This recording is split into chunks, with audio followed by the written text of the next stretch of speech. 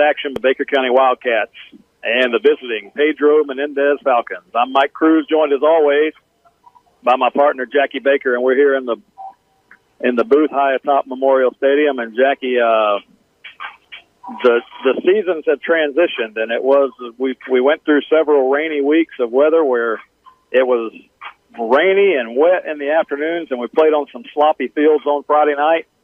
Today's an absolutely gorgeous day, but the sun is high in the sky, and it's almost like a July afternoon. The heat index is hot here in Baker County here tonight, and so is Pedro Menendez. Pedro Menendez comes in 3-0, and tonight's district contest, the first district contest of the year for both teams, is going to be a big test between the Wildcats, who have struggled offensively for the year so far, Jackie, against this high-flying Pedro Menendez offense.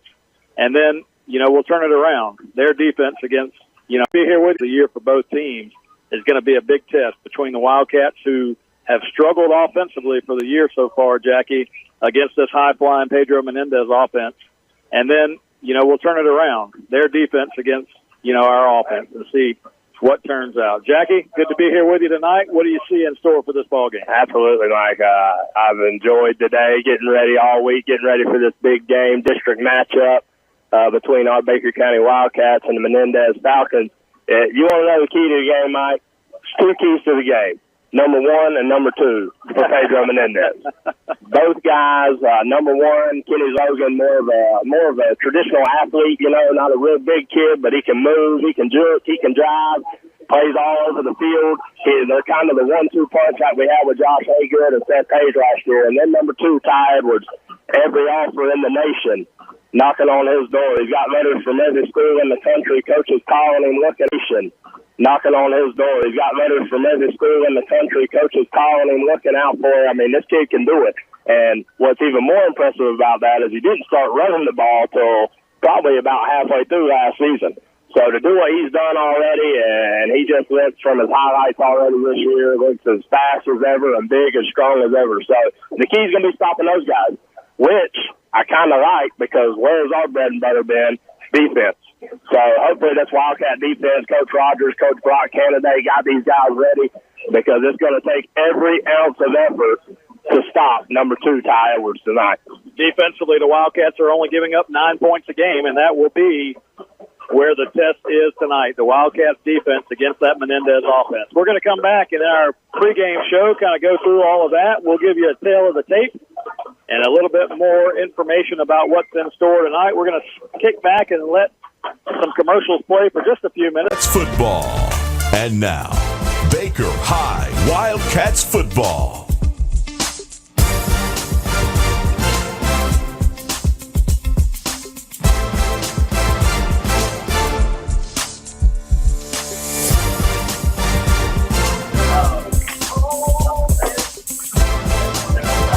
And good evening, everybody, and welcome back to Memorial Stadium.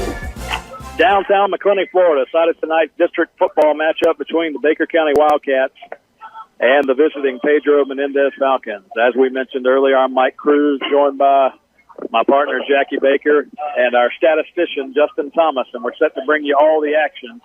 2018 Baker County Wildcat football. The Wildcats of Baker County, 2-1 so far on the season. The Wildcats come in tonight's ball game fresh off a win last week against the Ribault Trojans on the road. Pedro Menendez comes in the ball game tonight, 3 wins, and we've been. Pedro Menendez comes in the ball game tonight, 3 wins, and against no losses.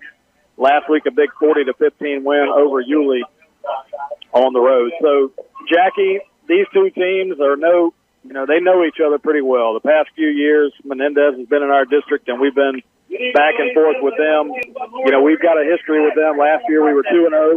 We beat them in the regular season, met them again in the second round of the playoffs.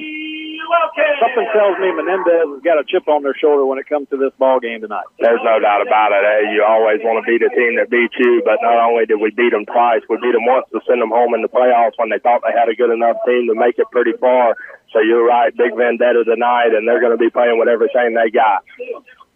Well, right here from Memorial Stadium, we're going to take a quick pause. We're going to have the national anthem. We'll come back, give you the captains of tonight's ball game and more. If you'll give us about 3 minutes, we'll be right back. You're listening to Wildcat Football on WFBB.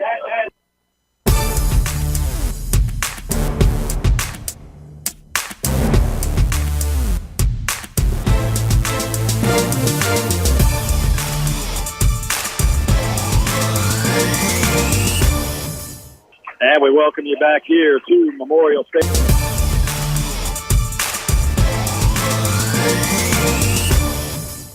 And we welcome you back here to Memorial Stadium, downtown McClenny, Florida. Mike Cruz, Jackie Baker, bringing you all the action. 2018 Baker County Wildcat football. We're back in action here at home tonight after 2 weeks on the road. The Wildcats 2-1 on the season have a good chance tonight in our first district contest, going up against the Menendez Falcons, who are visiting from St. Augustine, Florida. Tonight's captains on the field for the Wildcats: Jackie, number 59, Ben Anderson. Number 70 is Tyler Bernstein. And number 8, our player of the game from a week ago, Robert Baker. He had that crucial interception return for a touchdown against Ribault last week to help the Wildcats stay solid in that game and get a big win on the road against the Trojans. So the Wildcats, they're all red tonight, Jackie. Red pants, red jerseys with the black helmet, and Menendez in the white pants, white jerseys, and the blue helmets. See, but, you know, the sogginess and the wet conditions are gone. It's been a dry day here. You know, you wonder about the humidity and the heat taking a toll in this game. Yeah, no doubt. You and I walked the field pregame a little bit. The field does seem in the best condition I've seen it all year. And I know a lot of the JV parents and middle school parents were upset. Those guys haven't been able to play. But, my goodness, this is the first 2 or 3 days that we've had in a row with no rain. So field conditions great. Wildcats look like they're ready to play. Menendez coming in with a chip on their shoulder. I tell you what, if this ain't a heavyweight juggernaut fight tonight, Mike Cruz, I don't know if there's a game that ever will be. Well, it will be a juggernaut football game. You know, the Wildcats are going to play. You talked about it a little bit earlier in the pregame. You know, the Wildcats are going to play solid defense. You know, we've got some players on that front line. Last week we talked about Jumbo Elliott for the Wildcats coming off that nose guard position, making some plays. The defense, without talking about number 31, Kelton Knabb.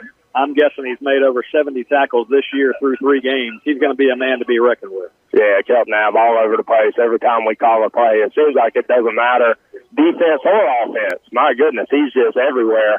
And we're going to have him big tonight. I mean, he's the only guy on the field that physically matches up with Ty Edwards.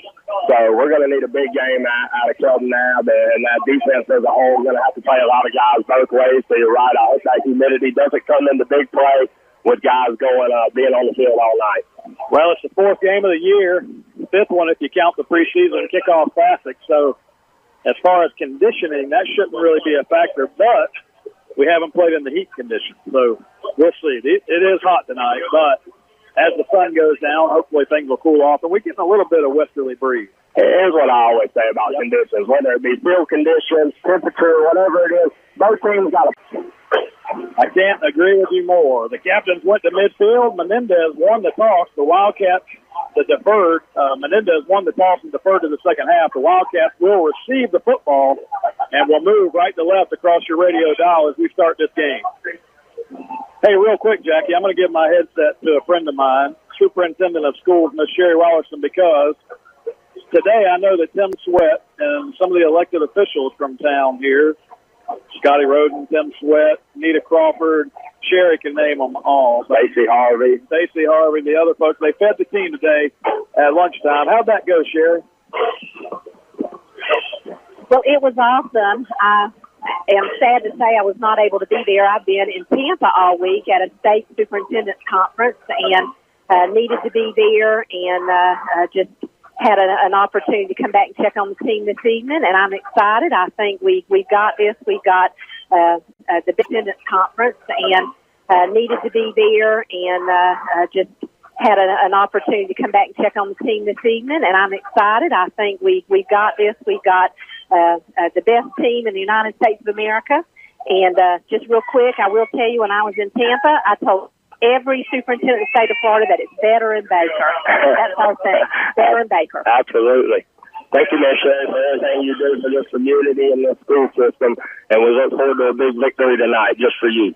Tracy White takes the ball at the 16, takes the handoff to Avant Lee, and he comes back across the 35 to the 40 to the 42-yard line.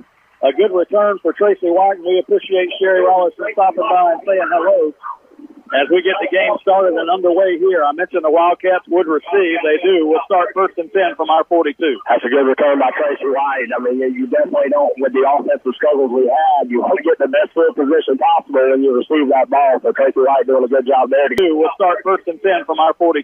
That's a good return by Tracy White. I mean, you definitely don't, with the offensive struggles we had, you want to get the best field position possible when you receive that ball. So Tracy White doing a good job there to get the Wildcats up to the 40-yard line to start the game.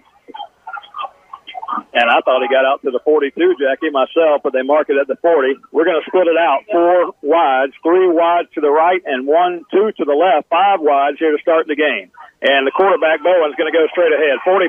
He's got the 50, and he's going to be tackled there for a 9-yard gain into Menendez territory to the 49-yard line. And they gave him 10.5 there, Mike. So we got our spot back from the return. Bowen. Pedro Menendez lines up in that 3-man front, and I tell you what, if you're going to line up in a 3-man front and spread you out, we're just going to run the quarterback. Again, they show 3 wide and 2 to the left. The Wildcats made some changes on the offensive front. We'll talk about that as we go. Bowen spread you out. We're just going to run the quarterback. Again, they show 3 wide and 2 to the left. The Wildcats made some changes on the offensive front. We'll talk about that as we go. Bowen stands behind a 5-man line, and you got 2 receivers to the left and 3 out to the right. Here we go. From the 49 of Pedro Menendez, 1st down and 10. Bowen again.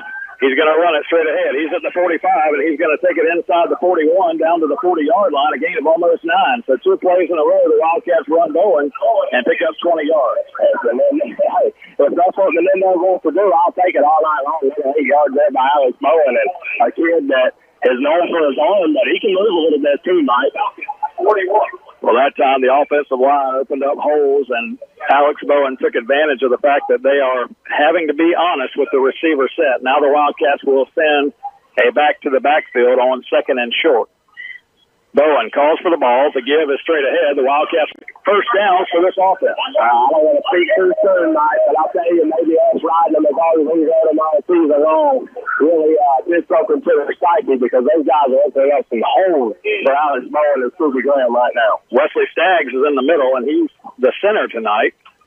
Ace Cruz is out of the game with an injury, but he will be back in a couple of weeks.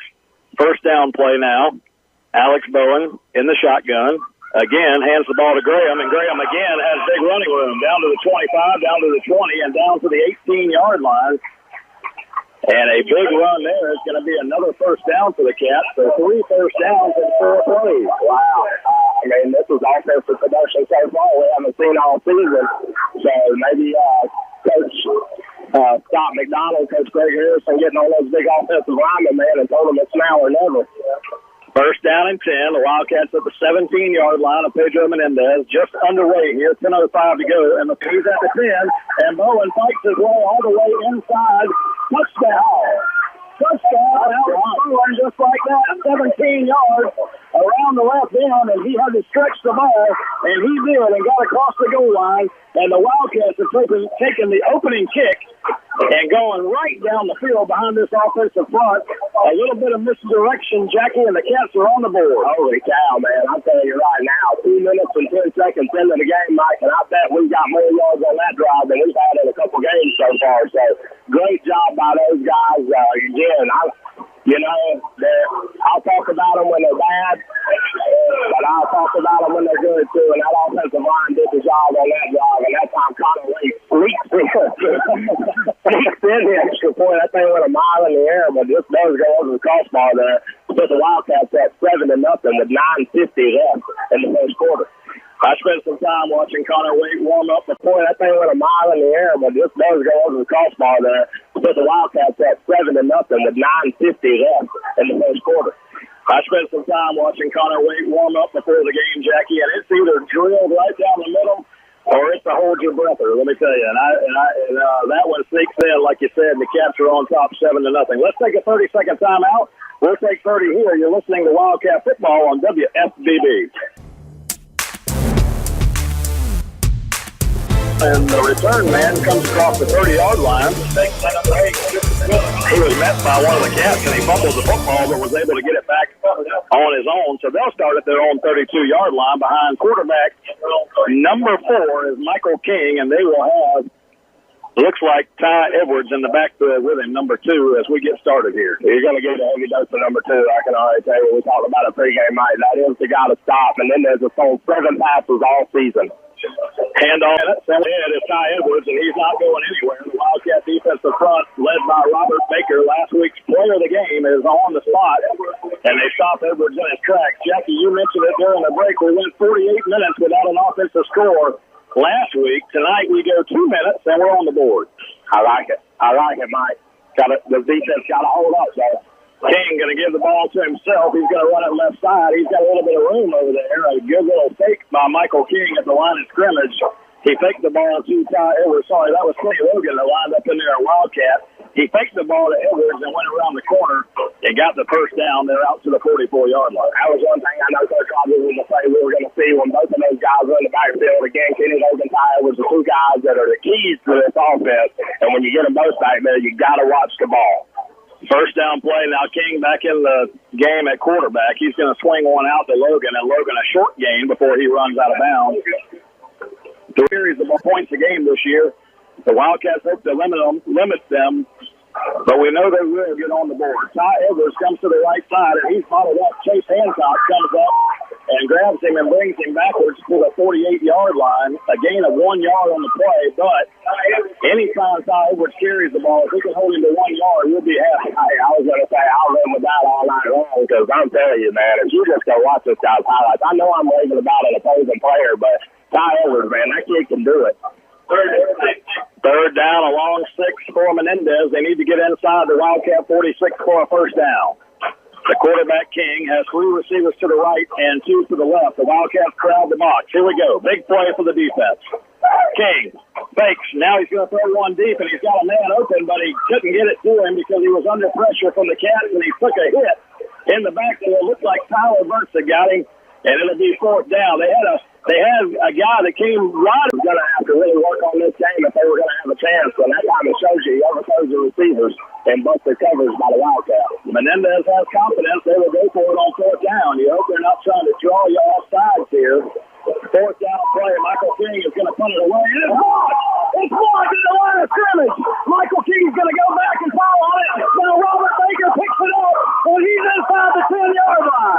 A great play by the Wildcats as they tried a little fake punt behind the line of scrimmage, and he punted it into one of the linemen's hands, or somebody's hands got on it. I'm not sure, but Robert Baker, our player of the game, picked it up and almost took it to the end zone before Ty Edwards was able to tackle him. Wow. Saved the touchdown. Wow. I mean, you couldn't have a better player right there, and I'll tell you, one of our keys to the game against Reebok was Sean Staples telling me he was going to box some punts last week. This week he told me, they like the quick kick. I don't know if I'm going to be able to get there. That time they tried the quick kick. Wildcat. Well, I'll give a note to the coach for Menendez. If you're going to quick kick, you need to drop at least 6 yards back in the backfield. He was right behind the center. First down play, Alex Bowen. Under center is going to give the ball to Kelton Knapp. Kelton Knapp fights inside the 5 and down to the 4, close to the 3-yard line. And they found the Kelton Knapp showing a different look again here. Yeah, that time again, that big offensive line, they're going to get the ball to Kelton Knapp, the kid that, I mean, strong as a daggone box. Not a speed demon by any means, but he's going to give you a good solid 2 yards every time. We'll see if they go back to him here from the 3-yard line. Second down and goal from the 3-yard line. Bowen under center. Takes the snap. He's going to give it to Nab again, and Nab fighting his way down there. He's going to get to the 1-yard line and be stopped there. Number 5, Isaiah Hayward came up and stopped Nab at the 1-yard line. Yeah, Hayward, a big kid down there at that time, but Kelton Nab, he picks up 2 more yards, gets us down to the 1-yard line. So 3rd and goal from the 1-yard line. If this offensive line is ever Hayward came up and stopped Nab at the 1-yard line. Yeah, Hayward, a big kid down there at that time, but Kelton Nab, he picks up 2 more yards, gets us down to the 1-yard line. So 3rd and goal from the 1-yard line. If this offensive line has ever got to push in their lives, Mike Cruz, right now is the time to use it. 3rd and goal, they line up in straight wishbone formation. Kelton Nab is the fullback, and a fumble snap, and Bowen's gonna dive on it. He might be in the end zone.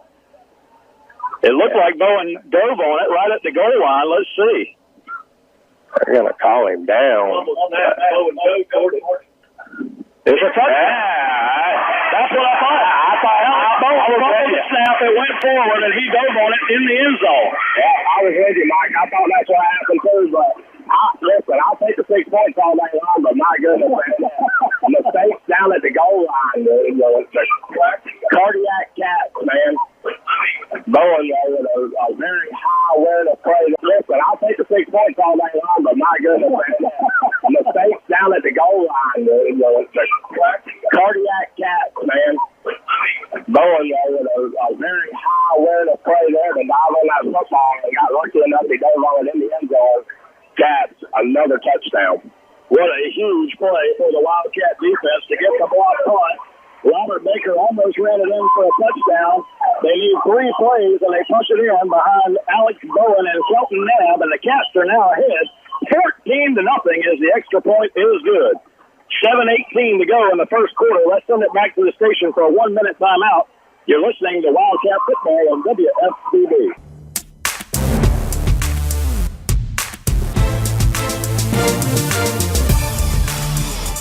And we welcome you back here to Memorial Stadium. Mike Cruz, Jackie Baker. We saw the kickoff there just a second ago, and Ty Edwards bringing it back across. And we welcome you back here to Memorial Stadium. Mike Cruz, Jackie Baker. We saw the kickoff there just a second ago, and Ty Edwards bringing it back across the 35-yard line to the 37 is where Menendez will put it in play. First down and 10. A tough man to bring down. We were talking there as we came back, didn't even realize it was time to go back on the air. And Jackie, he's tough to bring down. Oh, no doubt about it. You can see Coach Rogers getting on Connor Lake, because you and I said the same thing, keep it away from Edwards. And that was Coach Rogers' plan. Connor Lake just didn't get it through the net pass enough, and Edwards able to get under that ball and return it to the 38. First down play, they're going to give the ball straight ahead, and this is Logan. And Logan's going nowhere. The Wildcats clogged that defensive front. And he goes nowhere. No gain on the first down play. Michael King back there giving the ball to Logan. And Ty Edwards is back in there now. Logan in there with him as well. Let's see what they try to do. It looks like Menendez is moving slow here, like they start here. I'm not sure. It's against the Wildcats. Coach Rogers is mad as heck. Once the Wildcats stepped into the neutral zone and we get 5 yards against us, it'll be... Instead of 2nd and 10, it'll be 2nd and 5. He can't do that. I mean, this offense for Menendez, they're prolific enough without our help. Can't be giving them any easy ones there. 2nd down and 5 now. Michael King, the quarterback, has one man in the backfield. That's Ty Edwards. They're going to split 3 receivers to the right. Wildcats have no safety help deep. Here we go. Pump fake at the line of scrimmage, and the pass to Ty Edwards is incomplete. And the Wildcats had him covered well. A linebacker comes out there to cover Edwards, and he probably wouldn't have gone for it if he makes the catch, and now it's 3rd and 5. Hey, listen, anytime we can keep the ball out of his hands, I don't want to guess how far he can go.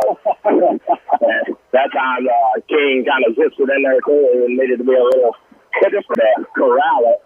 So 3rd and 5. Hand off to Ty Edwards running left end, and Ty Edwards has got a hole this time, and he's going to get across midfield, and he's going to get into Wildcat territory down to the 44, and he shows that speed. He turned the corner that time, and the Wildcats gave chase. But Ty Edwards looks like he's out of breath over there, Jackie. He's going to stay on the sideline now on first down. And Coach Roberts getting all over, takes the time out, getting all over that defense, because he knows we had the defense lined up exactly where they needed to be to stop Edwards, and doing a great job in between the tackles. But Edwards able to bounce that one outside to pick up the first down, and his first big gain of the night.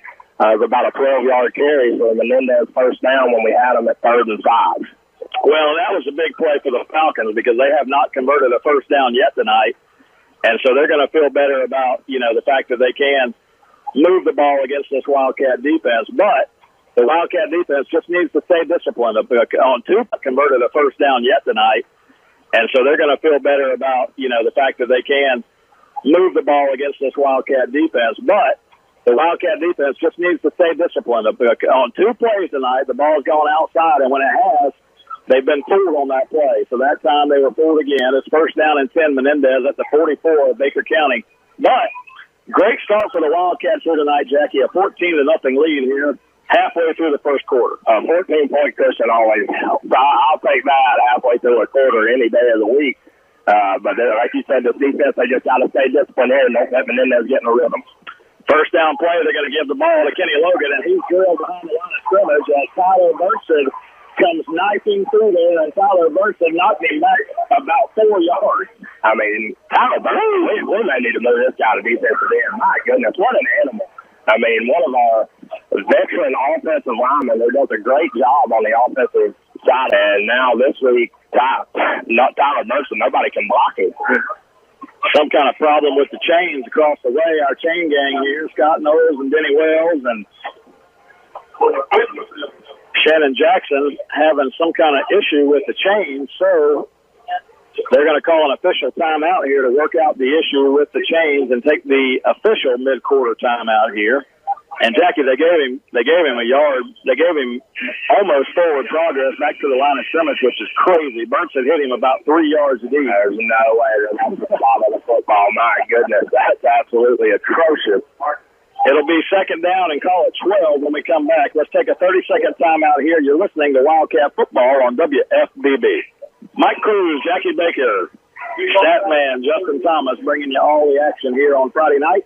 This Baker County Wildcat football team. Fourth game of the year. We got a good one for you here tonight. The Wildcats facing a district opponent. Down play. Tyler Burnston drilled the running back Logan in the backfield. And they will face second down and 12 when Denny Wells is able to get these chains unraveled. I was going to say, and I love Mr. Denny Wells, but that just speaks to the humidity and temperature down there because he scampered for about 40 yards to get those chains, but wasn't able to muster the energy up to run them back. I'm just kidding, Mr. Wells. I'm with you. If I ran that far out, you'd be hobbling back.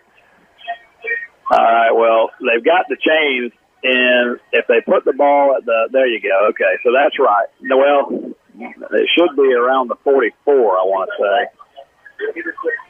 But let's see.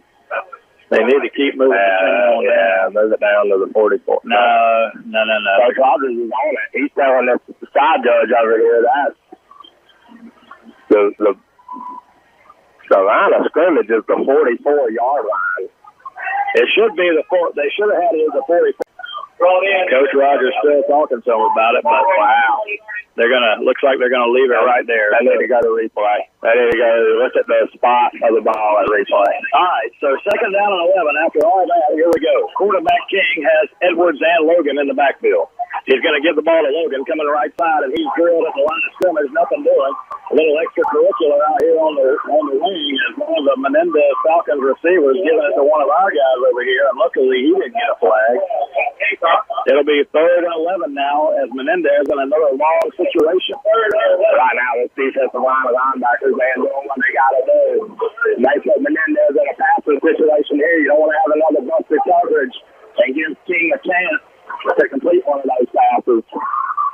Third down play now. They put King in the backfield. Three receivers to the right. He looks back to the left. He's got a man over there. The pass is going to be incomplete. Some hand fighting between the receiver and the cornerback. And their play call on that play as they went deep to a receiver who was stranded out there on an island. Now 4th and 11 inside Wildcat territory. Will they try another fake punt or that crazy punt they had earlier? Hey, they go for it this time. I mean, I don't know that the punt. Well, Logan's in the backfield, so watch out. 4th down and 12. It looks like they may go for it or they may quit punt. I'm not sure. 5:11 to go here in the first quarter. Now Logan backs up. He's about 7 yards deep. He will punt it away.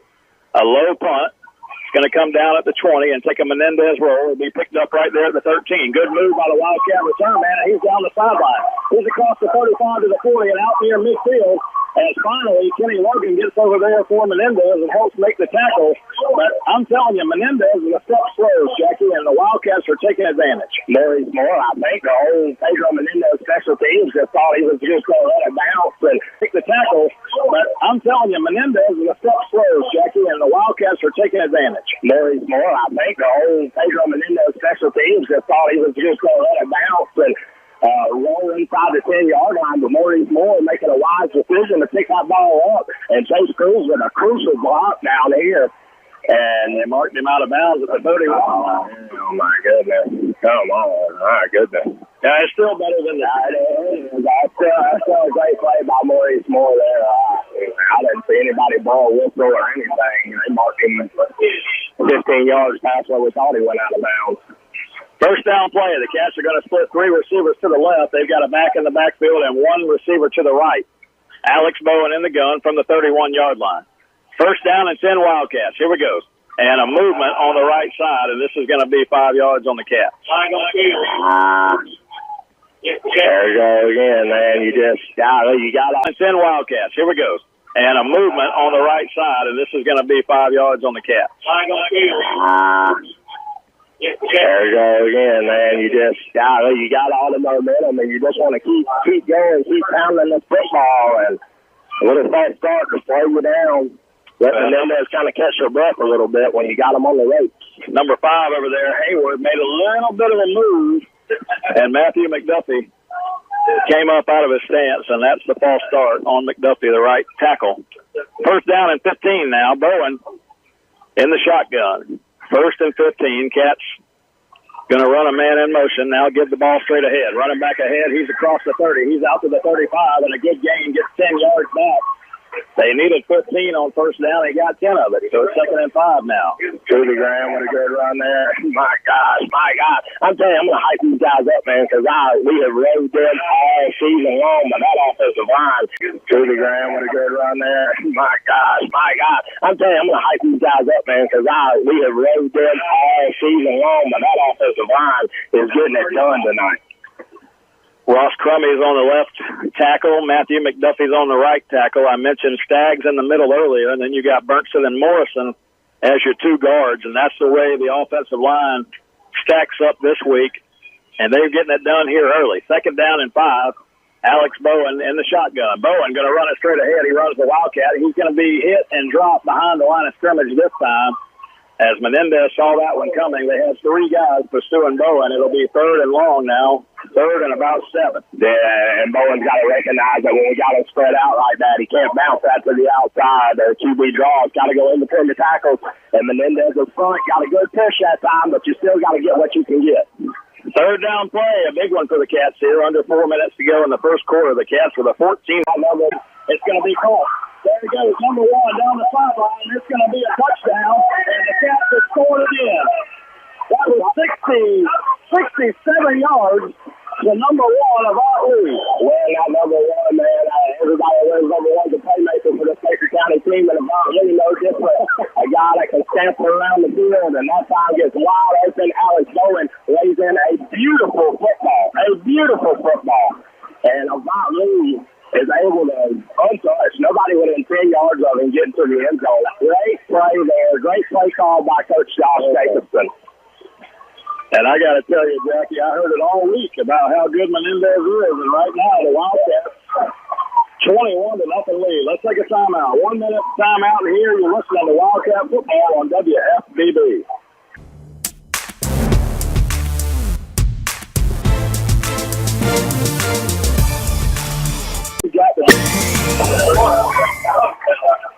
And we welcome you back here to Memorial Stadium. A high kickoff by Connor Waite comes down around the 20-yard line over here and taken out of bounds right at the 29-yard line, and that's where Pedro Menendez will start out first down and 10. And they've got to be in some sort of disbelief, Jackie. Everybody's been telling them how good they are all week, and they find themselves down 21-0 here toward the end of the first quarter. I mean, like Coach Rogers told us Monday night on the Farmville Coaches Show, Mike, I guess we're going to put our uniforms on and show up Friday night because nobody gave us a chance in this game. But we're going to play it, you know, and right now the Wildcats are stunning the Pedro Menendez Falcons up 21-0.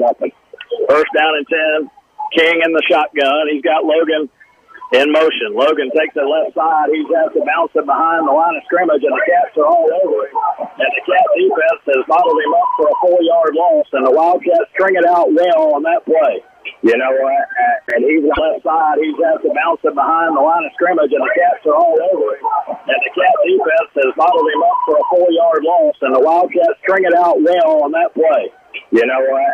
And he's not going to get credit for anything on this play, but Robert Baker stretched that thing out.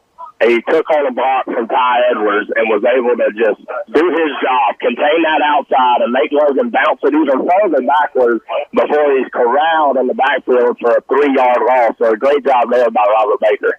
Looks like one of the Wildcats caught a cramp on that far sideline. They're working that out. And Avant Lee checks into the game to take the place of Tracy White, and Tracy White looks to be okay. He just looks like a cramp over there on that far sideline. Jackie, I tell you, the biggest play of the game, as far as I'm concerned, was that third down play a moment ago. 3rd down and 7. The Cats are up 14-0, and Alex Bowen drops back, and you look down the field, and Avant Lee is 5 yards. The point lead's big, but that play on 3rd and 7 to keep the momentum and to keep the game, on your side of the field. What a play. And the thing is, what I couldn't understand is Menendez has kind of played the safe defense. They're not loading the box, and we haven't really shown all year that we can stretch the field. And so they had a lot of DBs in coverage, and Avant Lee able to squeak by. And 2nd down, call it 14. Michael King now has one receiver to the left and one to the right. Now he sends Logan in motion again. King's going to roll to his right. He looks for a receiver, throws it to Logan, and it's incomplete. And King looks for Logan. It might have been a little high, but you got to make that catch if you're a D1 player. You're a big-time player, man. You got to make that catch. Mike, you're exactly right. That time, your Wildcat defense gets caught sleeping just a little bit. We run commit. So we got caught sleeping on the pass play, and he had Logan open, and Logan unable to take it. Yeah, when he throws it, and it's almost intercepted, and again, Tyler Burks got in there and drilled the quarterback. Tyler Burks, what an animal, man. Golly, we talk about Kelvin Mabb over and over, and he's having a heck of a game as well. But Tyler Burks, my goodness, he is an animal on that defensive line in 2 games. Tyler Burkson has made a couple of big plays on the defensive side of the ball, and he's an offensive lineman, Jackie. He's getting it done. Maurice Moore goes back to return the punt, and the kick is on its way, and they're going to kick away from Moore this time, and it's going to come down and take a good punt. Yeah, it was a good punt. It goes down to 31. The Cats will take it 1st down and 10 from there. We'll keep it here during the break. 2:43 to go, 1st quarter. The Cats are on top 21-0, and Jackie, we've been here almost an hour already in this 1st quarter, and the way that this game's gone, the clock has had a lot of stoppage. So we still got a long way to go in this 1st half, and they can score fast.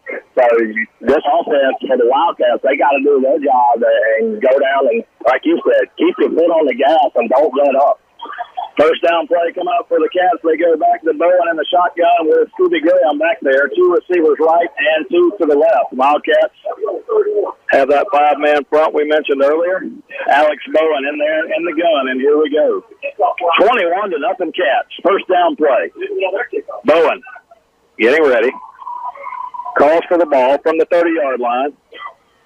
Snap back to Bowen. Graham running right side. Graham's got a hold. He's out to the 35. He's out to the 37. A flag down. Oh, my goodness. And they're going to get one of the Cats for holding on this play as it comes back. Graham had about 6, maybe 7 yards to the right side, and we get a holding call. It's going to bring it back. Wow. Oh, it looks like maybe on a wide receiver out there. He's got no play in between the tackles. It's been a cleanly played game so far. One team gets out a little bit, and then all of a sudden the handkerchiefs start flying. Yeah, I don't like that call at all. Well, it's the reason why you don't like it is because it came late. He throws the flag a little bit late behind the play, and it makes you wonder on those. You like to see that holding flag in the middle of the field. Yeah. 1st down and 20. Cats back it up 10. Here you go, Alex Bowen in the gun. 2 left, 2 right. 1 back in there. That's Scooby Graham.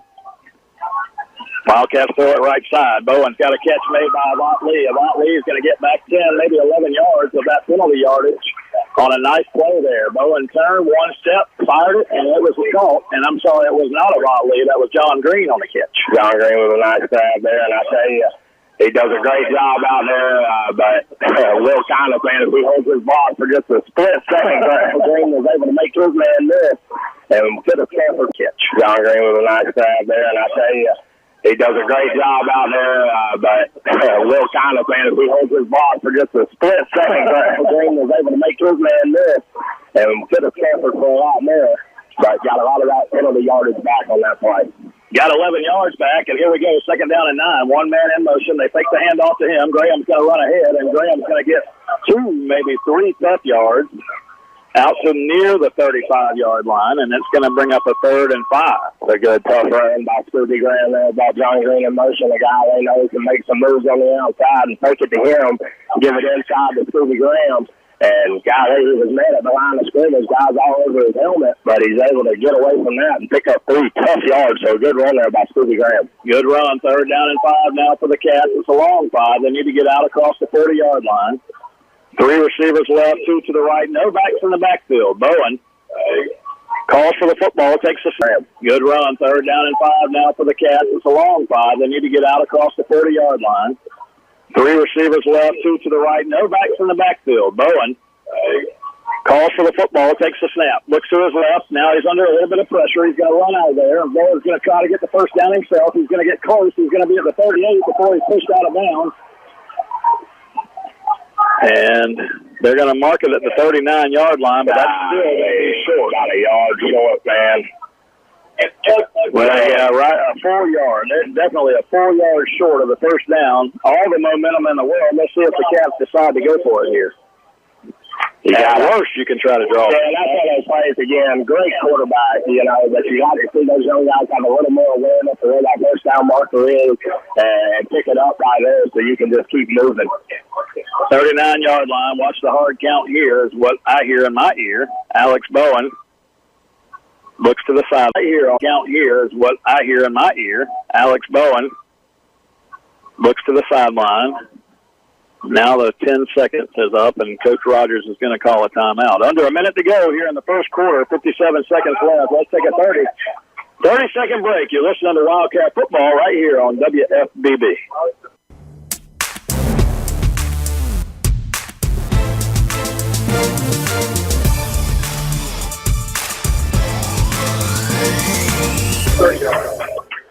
Well, Jackie, the head coach of the Wildcats hasn't had too many tough decisions to make so far tonight. The Wildcats came out with a great game plan, but here on 4th down and 1 yard, he's going to send Bowen in there to punt the football away. And Alex Bowen is going to kick it to Kenny Logan. Kenny Logan's back deep at his 30-yard line. Bowen stands at our 28. Wildcats with a 21-0 lead, but have a 4th and 1 here. We're going to kick it away. Bowen takes the snap, good punt, a high punt, and it's going to be off to the right a little bit. It needs a Wildcat roll. Takes a little bit of a Wildcat roll, but not exactly the punt the Wildcats were looking for. But either way, we'll be on defense there. Menendez will have the ball, 1st and 10 from their 43. Yeah, not a good punt there, but I think that's the right call by Coach Rogers. I'm all about it. Listen, I'm a fan first, you know. So I'm all about, hey, let's go for it. We got the momentum for one, but you don't want to give Menendez any momentum, you know. If they come out here and they own it right here, that's one thing, but you don't want to hand it over to them in a game like this. So good call by Coach Rogers there, and he needs another big stand from this defense. Well, just keep playing the way you've been playing. 1st down and 10, here we go. They split one receiver to the left, and they've got a full eye backfield here. They're going to give it to Edwards. Edwards running left side. He's got the corner, and he's going to get midfield and more. As Ty Edwards that time, they just put it on his shoulders and went around the left side, and he's going to get about 6 on the play. It'll be 2nd down. Not even trying to run in between the tackles. That's a designed outside run. And Coach Rogers was not happy. I don't know if it's an outside linebacker or a safety there, but they got to come up and make a play. 2nd down and 4. They go I formation again. They're going to hand it to Logan this time. Same play, and Logan's going to rip ahead for about 4, and he's drilled on the side. Oh, my God. What was that? The hit happened inbounds. Well, they're going to call it a personal foul against the Cats for the hit on Logan near the sideline over there. He was right at the 1st down marker, and then you're going to tack on 15 to that. So you're looking at the 46 of the Cats. They're going to have the ball around the 32-yard line for a 1st down. Wildcats up 21-0 right now. 32 seconds left in the first quarter. And you're going to pick up a personal foul on a play. A great play by the defense. Didn't allow Logan to get much there, but going to move them forward and get a fresh set of downs here with that 15-yard penalty. And you're going to pick up a personal foul on a play. A great play by the defense. Didn't allow Logan to get much there, but going to move them forward and get a fresh set of downs here with that 15-yard penalty. And from what Menendez showed so far, and being down 21-0, this has got to be 4-down territory, I think. Well, yeah, Menendez from here, you're looking at they're going to run it, you know, all 4 downs. But the big thing there is the Wildcats have to play disciplined here. I formation. King's going to give the ball to Edwards. They were confused in the backfield, but Edwards found a hole left side, and he's going to bounce for about 10 yards again. Ty Edwards, folks, if you're listening, he is one of the best running backs that we'll face all year. There's no question about it. And that time, he just ripped off 10 yards. They were confused in the backfield, Jackie, and he still was able to get. Well, that's what I was going to say, Mike. That shows you who a good athlete and a good football player is. The whole line, that ball was supposed to go to the right side. Our defense did right. You know, they got over there, they just plugged the hole down there, and he's going to get another 8 or 9 yards. So right now, Menendez, after that last possession when the Wildcats chose to pump the ball away, Menendez is riding right behind their offensive line, and they're running out formation, and they're going to have it down 2nd and 1 when we come back inside the 15-yard line. And Wildcats still, though, a 21-0 lead, and they're going to try to keep them out of the end zone when we come back. We're going to take a 1-minute timeout. You're listening to Wildcat Football on WFBB.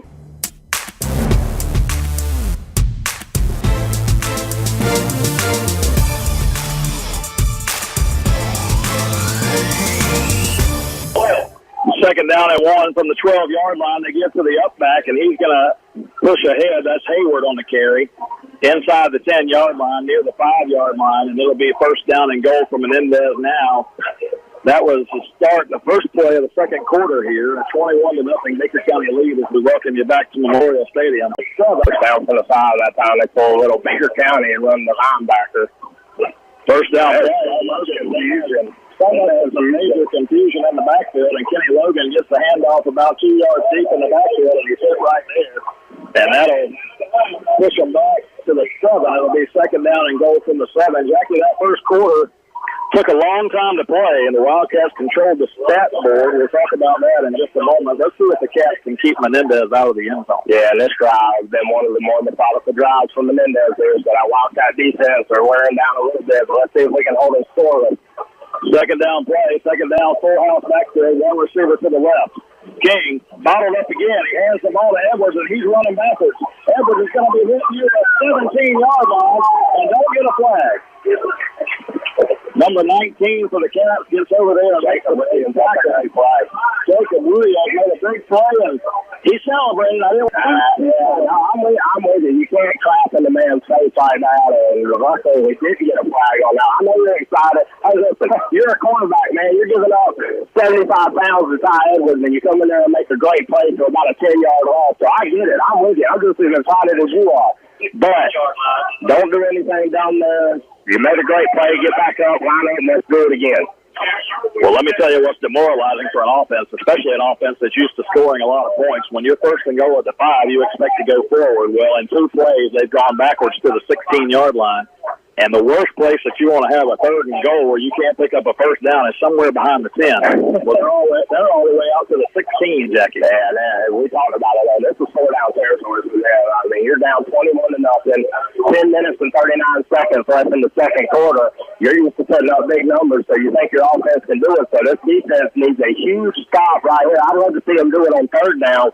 They're going to need to pick up some yards here. If they think that they might kick a field goal, you may see them try for the end zone here. So either way, it's all a chess match right here. Third and goal from the 16-yard line. Now Kenny Logan's in there at the Wildcat, and he sends the quarterback King in motion. They're going to run Logan to the right side. Logan's got a little bit of room, and he's going to be bounced outside to the 10, and he's going to be hit out of bounds around the 8-yard line. So maybe they were trying to get some yardage there to set up a fourth and goal, but either way, it's going to be fourth down, and they were inside the 10 at the 8-yard line. The same play, though, I talked about Robert Baker a little while ago. That safety has got to come down. When he crashes on that outside run, he's got to come down and completely take away that outside or make Kenny Logan retreat 2 yards to bounce it even further outside before the rest of that defense can get there. That time he wasn't able to do it, and Logan picked up 6 yards. And Menendez is going to go for it here on fourth down. Fourth down play, Michael King in the shotgun. He's going to turn even further outside before the rest of that defense can get there. That time he wasn't able to do it, and Logan picks up 6 yards. And Menendez is going to go for it here on fourth down. Fourth down play, Michael King in the shotgun. He's going to turn and take the handoff to Edwards, and now throws it, and it's going to be hit. No, he did not get in. No. Oh, my goodness. The pass was complete right at the goal line. Michael King found a receiver at the very last minute. The official was not at the pylon, so I don't know how in the world he knew if he crossed or not. Wow. He was hit right at the goal line and pushed out of bounds, and they call it a touchdown. Wow. I thought we had great coverage on that play, too, man. He flipped out a little tight end there, and King rolls out and finds that late tight end dragging across the front of the goal line there. And I'm with you, Mike. I thought we pushed him out of bounds short of the end zone, but they give it to him. So Menendez touched this Wildcat lead after the PAT to 21-7. A good drive from him. Regain some momentum. We'll see what they can do. We'll take a 30-second timeout. You're listening to Wildcat Football on WFBB.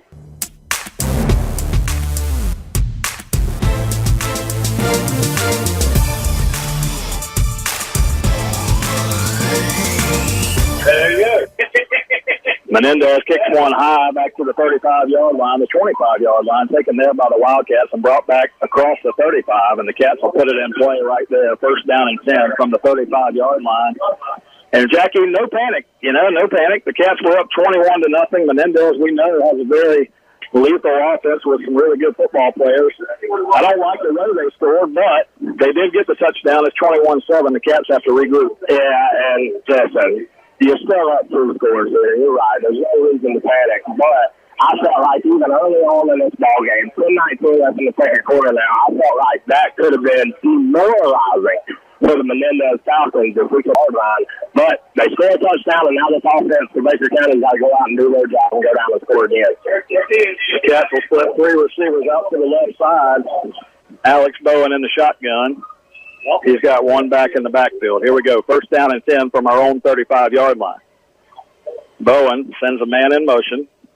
He's going to give it to him on the sweep coming around the right side, and he's going to be bottled up, but he's going to get ahead for maybe 3 yards out to the 38-yard line. A good run there after looking like he was going to get nothing, so he makes 2.5, 3 yards out of nothing. John Green coming across on that. Oh, I'm sorry, that was Avant Lee coming across.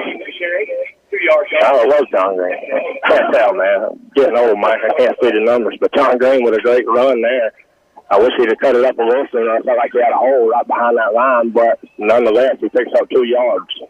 Second down, long 7 for the Cats from the 38-yard line. Snap back to Bowen. Bowen's looking. I wish he'd have cut it up a little sooner. I felt like he had a hole right behind that line, but nonetheless, he picks up 2 yards. Second down, long 7 for the Cats from the 38-yard line. Snap back to Bowen. Bowen's looking to throw. He's got time. He throws one down the field. It's going to be broken up. Oh, my gosh. And the man was all over around the 30-yard line, and the quarterback is not going to get a flag there. Kind of went up for it. The throw was on the money. A good throw from Bowen as Kenneth went up to get it. They didn't even really get up to get it, though. They had some arms entangled there, and, hey, that's one of those plays that if it's my defense, I'm going, you can't throw that there, but it's my offense out there, man, so you got to throw the flag. Come on. Hey, it looked like he was giving him a little bit before the play, and like you said, kind of left arm looked like he couldn't get it up to catch the ball, but either way, it'll be third down for the Cats now. Third down, call it a long 7. Bowen in the shotgun. 2 receivers left, 2 to the right. Now, like you said, kind of left arm looked like he couldn't get it up to catch the ball, but either way, it'll be third down for the Cats now. Third down, call it a long 7. Bowen in the shotgun. 2 receivers left, 2 to the right. 9:34 to go, second quarter. Bowen, no pressure. Throws one deep to the left side. It's going to be caught. Oh, man. It should have been called on the far sideline. A beautiful throw from Bowen. And the ball was dropped at the 40-yard line of Menendez. It would have been a Wildcat first down. And the catch was not made. It'll be fourth down, and we'll have to punt it away. Yeah, after a great 66-yard touchdown by Avant Lee that time, he just wasn't able to come up with that ball. A great pass by Alex Bowen right over the defender's head. And I'm not sure if Avant, he acted like he didn't know the ball was coming at him, but, man, had a chance to make a real big play there. And those are the ones that you got to make to kind of keep this Menendez team on the ropes a little bit. Menendez looks like they only have 10 players on the field right now. Jackie, 1, 2, 3, 4, 5, 6, 7. Hey there, those are the ones that you got to make to kind of keep this Menendez team on the ropes a little bit. Menendez looks like they only have 10 players on the field right now. Jackie, 1, 2, 3, 4, 5, 6, 7, 8, 9, 10. They've only got 10 on the field. And the Cats are going to punt it away.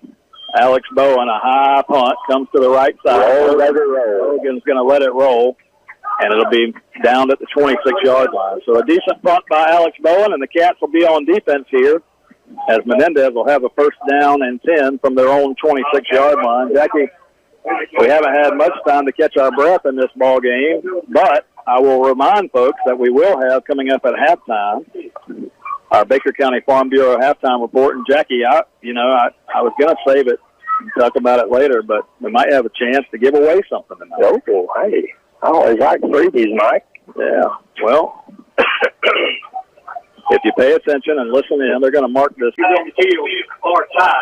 Oh, wow. Well, the penalty was declined, so now they're going to move it back to the 25 again. I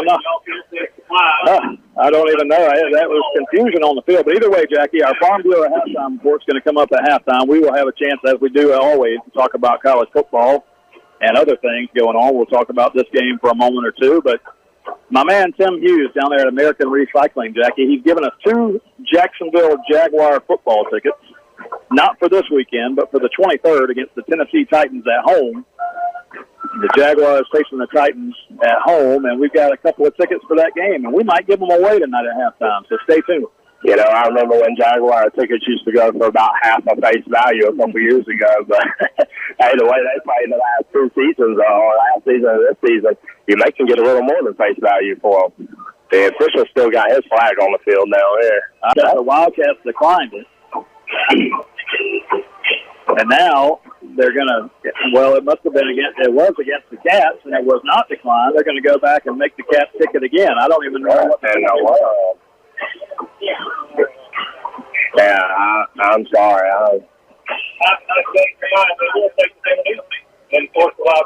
Well, initially, I think they asked Coach Rogers if he wanted to accept or decline. They were looking to this sideline. They came away with decline. Then they went back and figured out it was on Menendez, and they accepted the penalty. And I like the first punt better because I like them with the ball at the 25. Now Logan stands up at the 35 after a 5-yard penalty, and the Wildcats had to regroup and get the whole punting team back on the field. Yeah, we caught them with 10 guys on the field, too, last time, and anytime you can kick it away from Kenny Logan is very much appreciated. Bowen now gets the snap down, this time a good punt in the middle of the field, and this one will take a... That was a good punt, though, by I tell you, I don't know what kind of spin he's got on that ball, but it does. When it hits the ground, it just dives. It doesn't roll one way or the other. So now, up 21-7, 9-11 left in the second quarter. To me, this feels like a big drive. I really feel like you don't want to let Menendez go down and score right here to bring this into a one-possession game. So this defense is really, they got to play hard right now.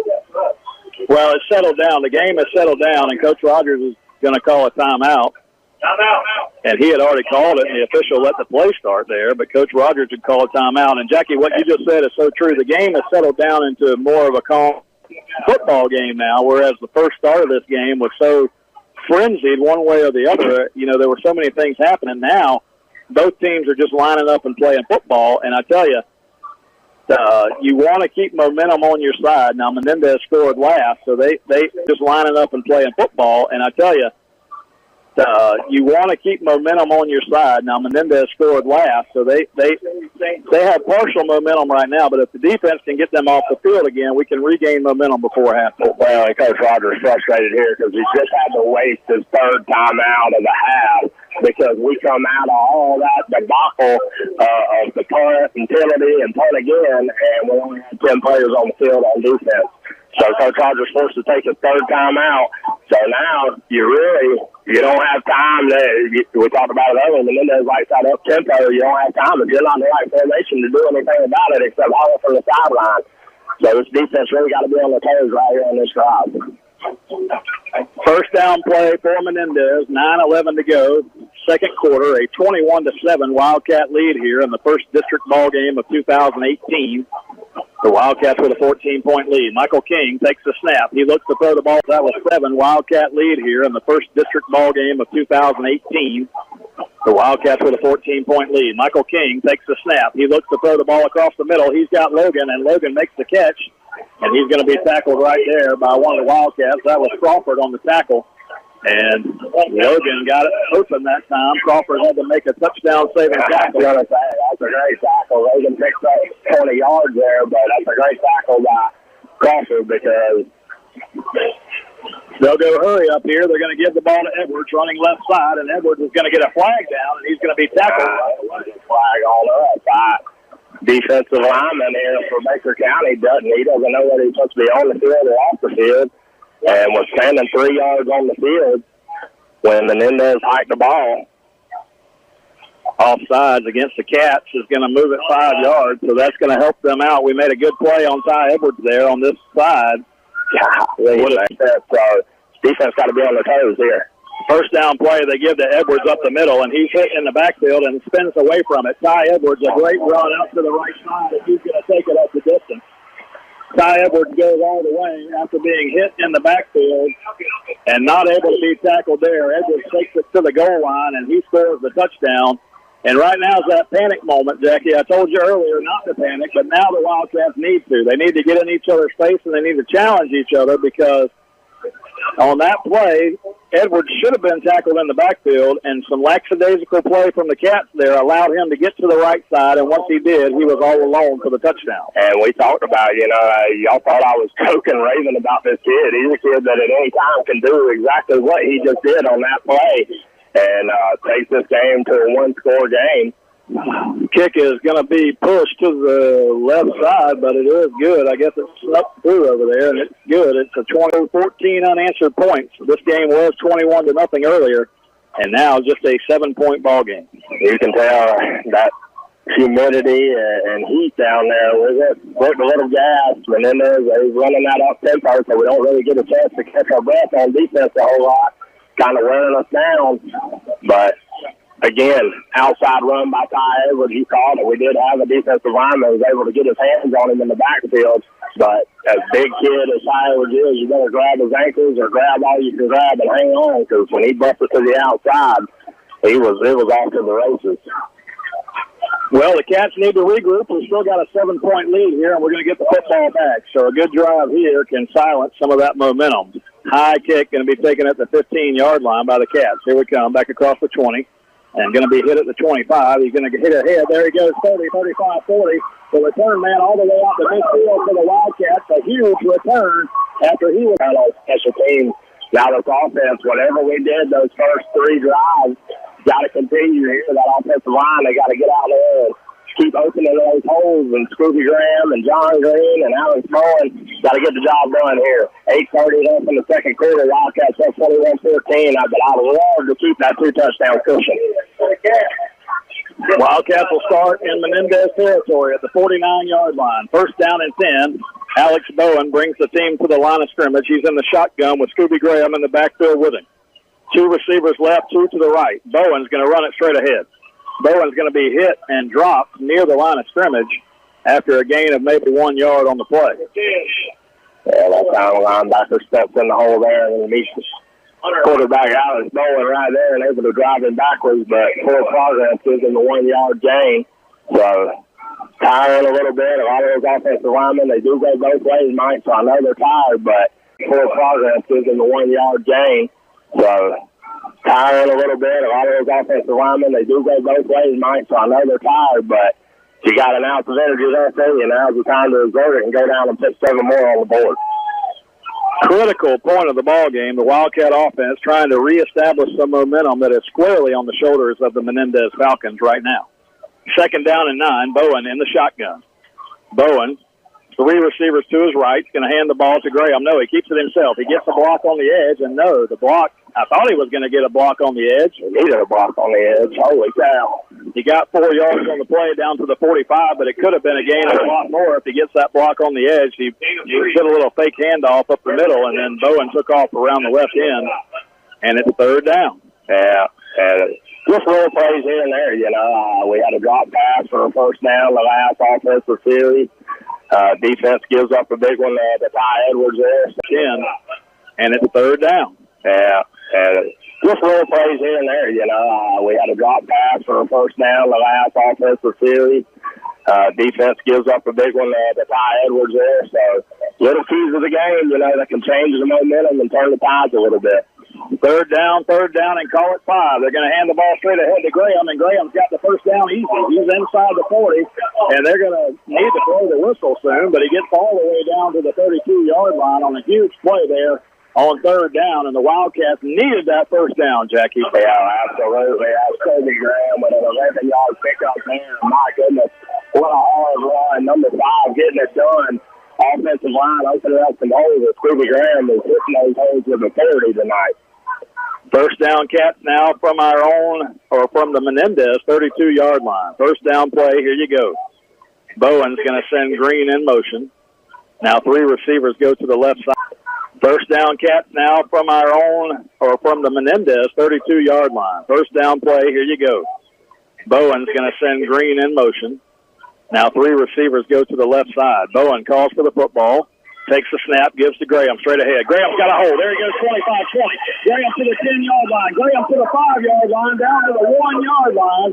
Out of bounds at the 1-yard line. A huge run by Scooby Graham as he takes that 31 yards down the sideline. Scooby Graham with a great run out there. I'll tell you, another one of those plays that it's not going to go in a stat book anywhere, but Will Thomas with a huge block down the field from the wide receiver position, able to open Graham up for about another 10 or 12 yards there. So good blocking up front, good blocking down the field, and a great run by Scooby Graham. Wildcats send a full house backfield in there. Kelton Knabb leads the way at fullback. They're going to give the ball in the backfield to Knabb, and Knabb's going to be close to the goal line. No call. They'll call it second down. Wow. That scared me for a second. Kenny Logan came out with that football, and luckily, with no whistles blowing, every now and then you got to be careful. You know, they let those plays, they extend them a little too long, and almost catastrophic there for the Cats. But here we go, second goal. QB sneak this thing for a touchdown, please. Second down and goal. Alex Bowen takes it straight ahead, and Bowen's going to muscle his way into the end zone, it looks like. And let's wait for the call. Alex Bowen. Touchdown. That offensive line got about a 2-yard push, and Alex Bowen needed a half yard. So we didn't pick that up, man. Wow. But sneaks in there. QB sneak for the touchdown. Wildcats up 27-14, Mike Cruz, and that's exactly what we needed on offense, kind of swing it back our way. Well, that's exactly right. I mean, the momentum was on the Menendez sideline, and regardless of the score at the time, the Wildcats needed to establish on the offensive line. The Wildcats move, and we're going to cost them 5 yards. Wow. On the extra point, man. Come on, guys. Well, the 5 yards doesn't kill you on an extra point, but it's just the fact that you need to look like you know what's going on, and the Wildcats look confused on the extra point there, and I'm not sure what they're talking to the offensive line about, but Wesley Staggs was not in there on that. That's right. That's what it was. We only had 10 on the field, so kind of delayed it a little bit. So now we got all 11 out there. Let's see if we can hold our stance. Now we move it back 5 yards. Connor Waite is going to kick it. Bowen's got it down. The kick is on the way, and that one looks pretty good, and it is. Oh, wow. Great kick there. Right down the middle as Connor Waite drills the extra point to make it a 28-14 ball game, and the Cats have a 2-touchdown lead. And, Jackie, we're going to take a 1-minute timeout. You're listening to Wildcat Football on WFBB. Right down the middle as Connor Waite drills the extra point to make it a 28-14 ball game. And the Cats have a 2-touchdown lead. And, Jackie, we're going to take a 1-minute timeout. You're listening to Wildcat Football on WFBB.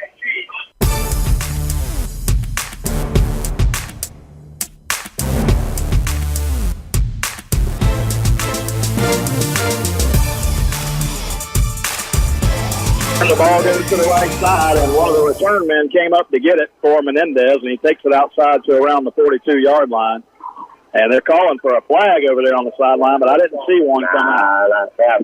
You're not getting another phantom call on your sideline over there. So defense saying 6:34 left in the half here. Wildcats up 28-14, Mike. Got to get a stop here, right? I mean, you came out, you played so solid on defense those first couple drives from Menendez, and then they kind of got a little momentum going. They went back to that up-tempo, kind of west from Menendez, and then they kind of got a little momentum going. They went back to that up-tempo, kind of wear you down, and again, we have no timeout. So if Coach Rogers doesn't like what he sees or your alignment's a little bit off, you just got to roll with it. So that defense got to be in perfect position on every play. First down play coming up for Menendez. They send Kenny Logan back there at the quarterback spot. Kenny Logan sends King in motion. They're going to give the ball to the quarterback. He's going to try to throw one, and he's going to be sacked in the backfield. The Cats all over that play. That took way too long to develop. They ran the quarterback in motion. Logan handed it to him, and they were going to use the quarterback to throw one deep. And the Cats were not fooled, Jackie. You know what? I mean, I'm not. We have officials that sit up here with us, so I'm not going to harp on this. But again, that's a terrible spot, man. I mean, they hit King back.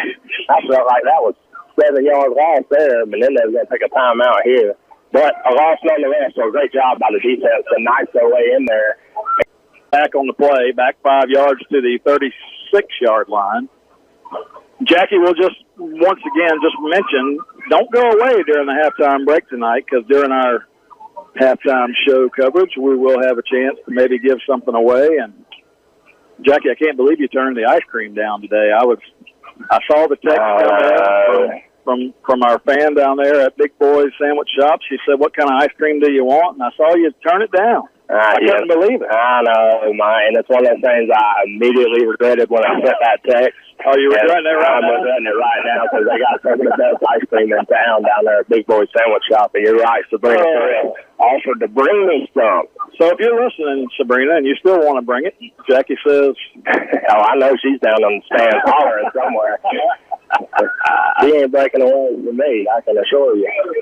6:09 to go, second quarter. Here we go, second down play. Michael King back in there at quarterback. He's going to put a hand on Edwards, but he makes him cut it back up the field where his whole defense is coming behind him to make that tackle. So a great play there. Another loss for that Menendez offense. Man, that's what you need out of this Wildcat defense right there. They lost 5 yards on first down with the quarterback sack. Ty Edwards loses 5 on this play. Now they're going to send 4 receivers to the right side, and they've got confusion on the offensive side of the ball from Menendez. As now they regroup. They're going to send 3 receivers to the right. They bring a slot man back to the left side. That's the tight end. And Edwards is in the backfield. Third down. Call it third down and 20. Michael King now still talking with Edwards, and they have to call timeout again. They were so confused. Yeah, nobody knows what's going on. Kenny Logan calling one thing. Ty Edwards was looking around. The quarterback, Michael King, he's not sure what they're going to do there.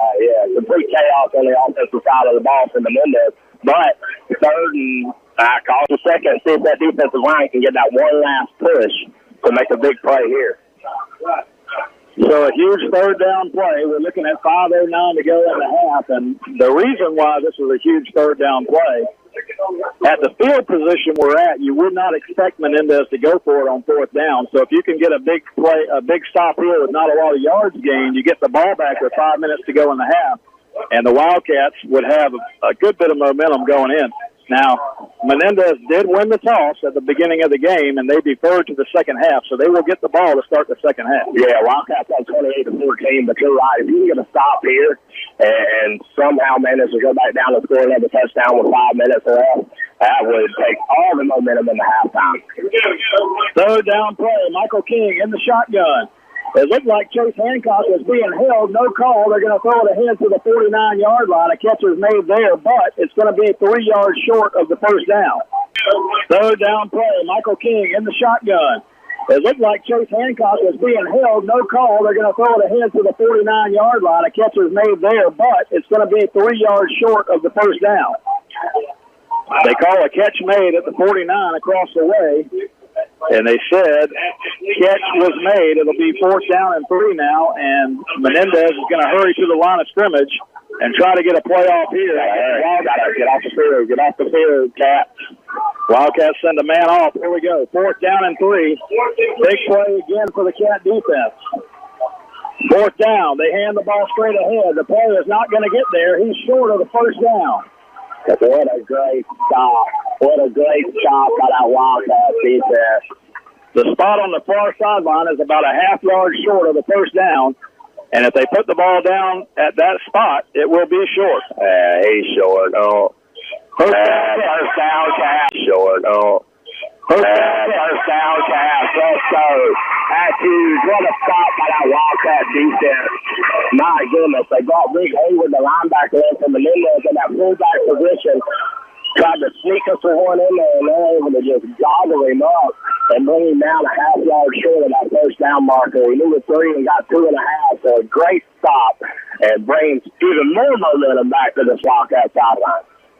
But that was one of those plays, Jackie, that had you scared for a moment. Not the run play up the middle, because we clearly had him stopped before the line of the game. But that third down play, Chase Hancock was being held on the edge. I don't think they called a holding penalty on Menendez all night long, and I'm not going to complain about officiating right now, but it looked like a clear hold over there. The quarterback got away, made a good throw down the field, and luckily he was going down when he caught it, and they had 4th and 3. The Cats back on the field. First down and 10, 4:27 to go in the half. Inside the 20-yard line, down to the 17.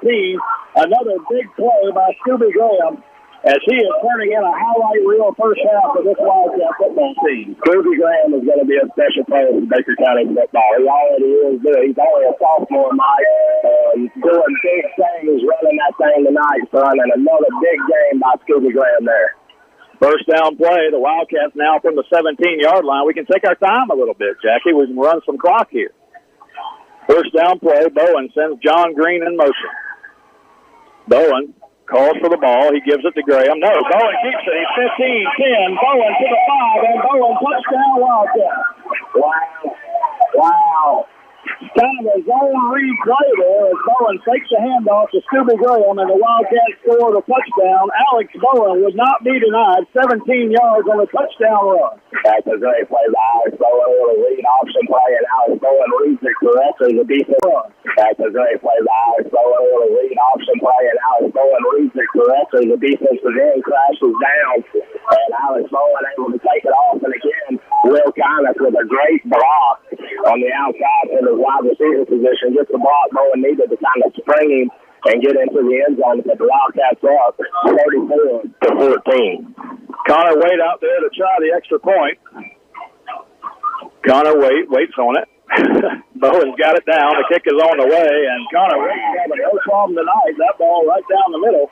And it's 35-14. Let's take a 1-minute timeout. We'll be back. We're listening to Wildcat Football on WFBB.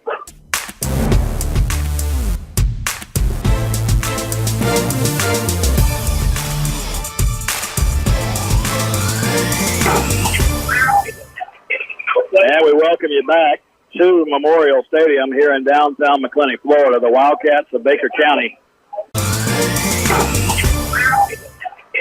And we welcome you back to Memorial Stadium here in downtown McClenny, Florida. The Wildcats of Baker County have reestablished a 21-point lead. We had a 21-point lead in the game earlier. Menendez, an unanswered 14 points, and then the Wildcats now have scored their own 14 unanswered points. That's huge, Mike. I'm telling you, right now it just looks like the Menendez sideline has had their guts kicked. Kick goes to the left side over there. We're going to need to make a tackle. We do right along that 42, 43-yard line. And it looks like the Menendez Falcons will start right there at their own 43-yard line. So still critical here, Jackie. You know, everything, we're talking about everything being critical, but it has been. You know, this game has had so many swings in it. To start the game, the Wildcats started out 21-0. Menendez kind of regained momentum, took it to 21-14 to the locker room. Absolutely. I mean, if you can ride that all the way through the game, because listen, we talked about it. Coach Rogers said it. Ty Edwards is going to get his, so you just got to contain him. First down play, Michael King swings one to the right side. They're just trying to get a receiver in space over there, and he's going to pick up maybe 5 yards on the play and be brought down about the 48-yard line. That's Kenny Logan in there. Like you said, Mike, they're just going to try to get it in their playmakers' hands, and he and Tyler Edwards are the playmakers for that Menendez offense. And so far, Wildcat defense really nothing doing. Edwards breaks the one long 44-yard run, but other than that, hasn't done a whole lot. Second down play, second down and 5. Handoff coming this way. Ty Edwards has got it, and Edwards is going to get across midfield, but be stopped about a yard, maybe a yard and a half short of the first down marker. But clock running down to 3:17 to go in the half, and the Wildcats need to get a stop here on third down and make them think about it. Oh, my gosh, that would be. How huge would that be? Third down and 1 coming up from the Wildcat 48. Michael King's going to give the ball straight ahead to Edwards. He's going to be hit and pushed.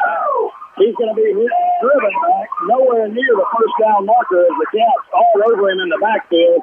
A host of them, Jackie. Who was there? Jumbo Elliott with a huge play from his defensive tackle spot. Oh, my gosh. Coach Kennedy texted you and I late last Friday night, really Saturday morning. And, said if he's not in the running, Big Jock Wizard in the middle should be, because he had a heck of a game last week and showing that athleticism from his defensive tackle spot tonight, making a huge play on 3rd and short to stop Edwards. They knifed in there, and Edwards did get to the line of scrimmage, but right there at the line of scrimmage, he was driven back. And now you've got a timeout. It has to be the last timeout that Menendez had. Yeah, last timeout for Menendez. So now both teams with no timeouts left. He may be driven back. And now you've got a timeout. It has to be the last timeout that Menendez had. Yeah, last timeout for Menendez. So now both teams with no timeouts left. He may be thinking about it, but I'll tell you, do you really want to give this Wildcat offense right now the way we're playing the ball back at midfield with 2:19 left to go? I mean, we're scoring quick, fast, and in a hurry. I understand, you want to try to spark any momentum on your side, but my goodness, if the Wildcats are able to stop this, man, well, you got to be scratching your head if you're the Menendez coaching staff. Jackie, 4th down coming up for Menendez. They need to get across the Wildcat 47 to pick up the first. The Wildcats come out of their timeout. Menendez coming back on the field. We're down to 2:19 to go in the half. A long first half of football here from Memorial Stadium in McClenny. But as we sit and speak to you right now, it's 35-14 for the ball. They don't know. We got people running in late out of a timeout. So I'm sure you're going to see Kenny Logan. Kenny Logan in the Wildcat here. Well, they only need 1 yard. 4th down play. Kenny Logan calls for the ball. He's going to run right side. He's going to be hit and stop. He's going to be hit and stop, but he's going to get the first down, Jackie, by a nose on the field. Golly, he saw a little crease. There wasn't much room at all there, and Kenny Logan knifed back and able to pick up, like you said, by the nose of the football, able to get that first down. But, man, another great play by the defense there. Defense came up and met him in the hole, but Logan had just enough, I'm telling you, by the nose of the football to get the first down there. And the clock should start here. Come on, start the clock. Let's go. First down. Menendez. We're going to run under 2 minutes to go in the game in the first half on this play. Menendez will go from the Wildcat 40. Wildcat defense will give up a late score when Menendez get the ball back to start the 3rd quarter. First down play, they give to Edwards, and Edwards has got a hole on the right side. He's down the sideline, inside the 35 and inside the 30, and he's going to get out of bounds all the way down to the 28, and the flag comes down behind the play. Wow, you can only hope. Yeah, I think that looks like it's going to be on Menendez. I don't know. The head referee went to check on Edwards, a personal foul. Menendez. Number 15 for Menendez there. And he was the guy that should have gotten one earlier. That's right. Over here. That's right. So you do that one time and get away with it. The referee, he's looking at it. He's kind of watching you now, and that time he catches him with another. He just blocked our guy clear out of bounds on the Menendez sideline there. So going to back him up. Thank goodness. Because Ty Edwards was able to get a little loose there. So 1:48 left in the first half. You don't want to give up a cheap one. He just blocked our guy clear out of bounds on the Menendez sideline there. So going to back him up. Thank goodness. Because Ty Edwards was able to get a little loose there. So 1:48 left in the first half. You don't want to give up a cheap one here. Don't want to give up a cheap one up 35-14. Well, as good as Ty Edwards is, Jackie, he is gassed. I mean, he looks like he is going to fall down at any moment the way he's running right now or the way he's moving. Looks like he is totally out of gas. But as you saw on that run a moment ago, he can turn it into another gear when he has to. First down play, they give to Logan right side, and Logan is bounced outside, and he's hitting the backfield, and he's going nowhere. The Wildcat defense swarms all over Kenny Logan, and he's going to lose 3 yards. Wow, yeah, they definitely got Kenny Logan's number tonight. Ty was having a little more success out there running the football with just his size and speed. But a good job of that Wildcat defense. You got to corral to the football, and they do just that to drop Logan for a 3-yard loss. 1:20 left in the first half, clock rolling. Michael King at quarterback. They're going to go full house backfield here and give it to Edwards coming left side. Edwards was getting held, or one of the Wildcats was getting held on the left end there. No call, and they're going to run it down for a first down inside the 35 down to the 32. Jacob Williams, the cornerback that time, was trying to keep Edwards from getting outside and was just getting mauled by a tight end over there. I cannot believe that they missed that call. He was the only blocker out there. You got to call that in that situation. But defense got to step up big right here. 1:06 to go in the half. Menendez at the 32 of the Wildcats. They're going to look to throw the football. They throw one down the field. They got a catch made inside the 20, down to the 15, and fighting his way down inside the 10. Is going to be pushed out of bounds around the 8-yard line is the Menendez tight end. He came out all along. See what we kind of rolls out, finds his tight end there. So 58 seconds inside the 10. 58 seconds, first down and goal for Menendez. They give the ball to Logan, running right side, and Logan's going to walk into the end zone for a touchdown. Golly, that's what you did not want to happen right there. Exactly what we talked about. Did not want to give up a cheap one right before the half. And unfortunately, just being out of timeouts puts you at such a disadvantage because Coach Rogers having to call those defenses in from the sideline, and depending on the formation, he may want to switch it up. But Menendez not doing a lot of substituting, so doesn't really give us the chance to run guys out there when we want to change it up a little bit and drives down the field and scores. Well, Menendez is able to answer the Wildcats 14 unanswered points here, and now they're able to get 7 on the board, depending on the extra point here. The snap is back, the kick is on the way, and this kick is going to be good to make it a 35-21 ball game. Both on the board, depending on the extra point here. The snap is back, the kick is on the way, and this kick is going to be good to make it a 35-21 ball game. Both teams are just going back and forth down the field, it seems like, and she was listening. Sabrina Thrill is making things happen up here in the booth. Yes, sir, making things happen. Thank you, guys. Well, Jackie, I tell you, 35-21, an offensive explosion here tonight at this field, and we mentioned earlier the Wildcats had only scored 11 points a game on offense before the game. They got 35 here in the first half against Menendez. Menendez was averaging 48, and they were held to 14 before that last touchdown. Now they've got 21 as we near the halftime break. And we'll talk a lot about halftime, about what it's going to take to win this game. But, hey, we're in halftime break.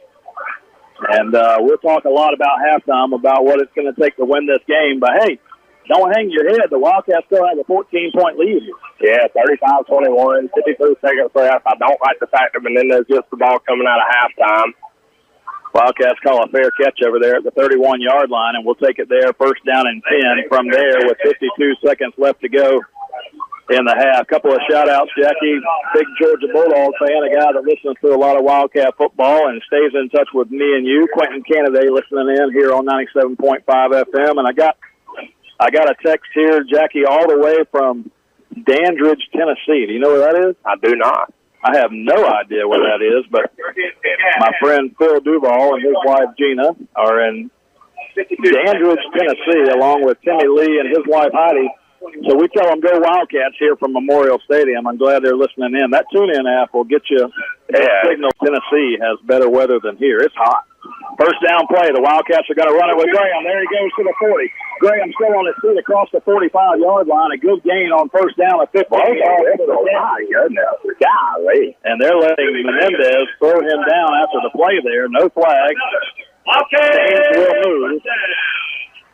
The chains will move to set up the Cat first down at the 45-yard line. I don't know what's after that play. 43 seconds left on the clock. You're at the 45-yard line. Let's get it going here. Got to go. First down and 10 from the 43. Clock running, or from the 45. Clock running under 40 seconds now. And the offense is taking their time. Almost 10 seconds have come off the clock now. We got to go. From the 45, Bowen still has not snapped the ball. Here we go. Bowen snaps the ball. They give it to Graham. He's going to run again, middle. Graham's got the 50. He's down to the 45. We cannot call a timeout, Jackie. He's down inside the 40. Personal face mask against Menendez. I saw the Spike them all. Well, they got to set the chains first, and so it's going to take them a minute to mark the penalty off, but the Wildcats need to have the play ready. Yeah. It's going to go from the 42-yard line. Spike the ball, so we're going to line right up and spike there. 18 seconds left here. You got to hurry. Let's go, guys. You got to hurry. The ball's at the 29-yard line. The Wildcats line up and spike it. 18 seconds to go in the half. Bowen's going to take the snap, and he's going to spike it. And 4 seconds ran off the clock to 14 seconds. Bowen spiked that thing like gone. I know we don't do that a lot in high school football, but man, he had to put some anger out on that football on that spike. I can pick on him, man. I like him. Good kid, man. Great quarterback, good athlete, and a competitor. Wants to win. From the 29-yard one down the right sideline, it's going to be incomplete, and 5 seconds come off the clock. 9.8 seconds left in the half. It'll be second down. I'm not sure if they don't run that same play. It looked like Will Kyneth was able to sneak out a little bit and get to the end zone, maybe a little post-corner route here. See if Bowen can loft one in there with 9 seconds left and score a late touchdown. Well, if nothing else, maybe you get a pass interference. Yeah. I like it. Second down play from the 29. Bowen in the shotgun, takes the snap. He's going to look to fire one. Now he's going to have to hustle. He throws one. It's going to be incomplete, and Will Kyneth had his mitts on it around the 18-yard line. And now it's going to be fourth down. I said it was second a moment ago, but we had spiked the ball on first down, so it's technically fourth down now with 3 on the clock. You got to throw it to the end zone. I mean, 30 seconds left. See if you can get a cheap one here. Clock run out a moment ago, but we had spiked the ball on first down, so it's technically fourth down now with 3 on the clock. You got to throw it to the end zone. I mean, 30 seconds left. See if you can get a cheap one here. Clock run out. Take it into halftime. Well, the Wildcats have shown they can move the football tonight against this Menendez defense. The Cats are going to try one more play here before halftime. We're going to send 3 guys down the right sideline and 2 down the left. There's only 3 seconds left in the half.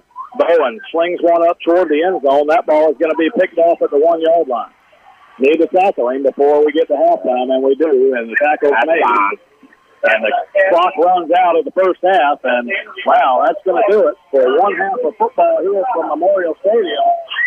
And we're going to go to the locker room with the score, Baker County 35 and Pedro Menendez 21. The Wildcats could not capitalize there at the end. We didn't have any timeouts, Jackie, and 21. The Wildcats could not capitalize there at the end. We didn't have any timeouts, Jackie, and that was tough sledding, but the Cats made a good effort there to answer that Menendez touchdown.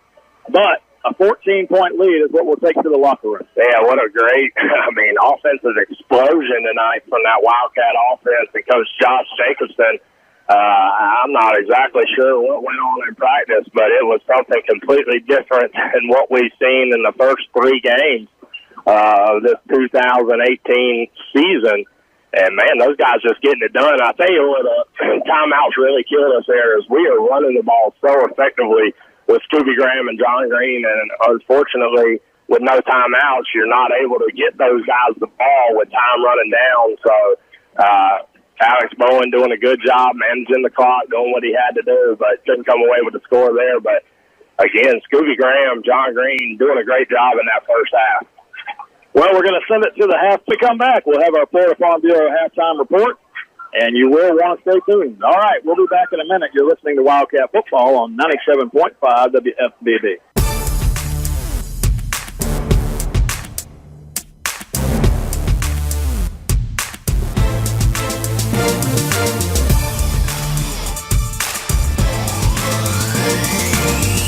It's a Baker County marching band.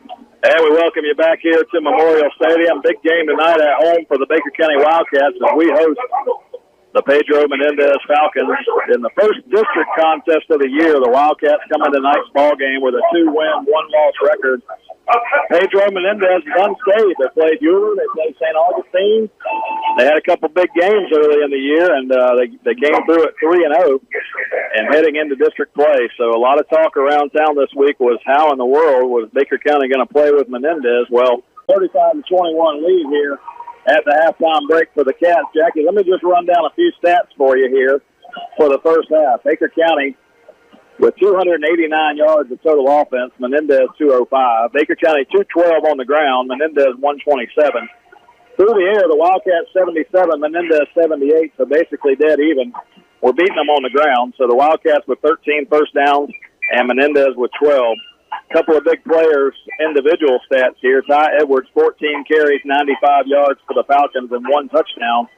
But Scooby Graham for the Cats, 10 carries, 139 yards in the first half, and he really was the offensive player of the half. Oh, no doubt about it. And I tell you what, if you'd have told me coming into this game, Mike, that not only will we be winning 35-21, there's a bunch of things you could have told me that I'd have never believed you. If you'd have told me we'd have 35 points in the first half, I would not have believed you. If you told me we held Menendez 21 in the first half, I would not have believed tonight in the first half. I would not have believed you. So attribute that to the offensive line of Baker County getting the job done tonight and hard running by Scooby Graham and John Green, and that defense for really stepping up and containing Edwards. No doubt about it, and the defense made some big plays, and they made some big plays when they needed to. To start the game, the Wildcats went right down the field and scored the first touchdown of the night on the opening possession drive, and right behind that, Menendez tried to punt from their own 45-yard line, and because the quarterback was trying to do a quick kick, he didn't take a full drop. He was only about maybe 4 yards behind the line of scrimmage, and the ball was blocked. And we picked it up. Robert Baker picked it up and put us in great position, and we scored on that drive, so it's 14-0. And then a few moments later, after another defensive stop, the Cats, Alex Bowen drops back and hits a Bach Lee for a big being able to keep up. Robert Baker picked it up and put us in great position, and we scored on that drive, so it's 14-0. And then a few moments later, after another defensive stop, the Cats, Alex Bowen drops back and hits a Bach Lee for a big touchdown, a 64-yarder down the field. A beautiful pass and catch, and just like that, with nobody being able to catch their breath to start the game, it's 21-0. Yeah, and when it got to 14-0, I know we had the block punt and started with good field position there, but really shocking that we went up like that, and then to get to 21-0, and then they made us hold our breath for a second. Menendez kind of storms back a little bit, makes it 21-14. So now I'm really starting to get a little anxious, but that Wildcat offense does what they needed to do, and the defense comes up with some big stops. They did. We'll have a huge second half to talk about when we get going in a few minutes. But right now, the Wildcats a 14-point lead, 35-21 at the halftime break. Jackie. And the defense comes up with some big stops.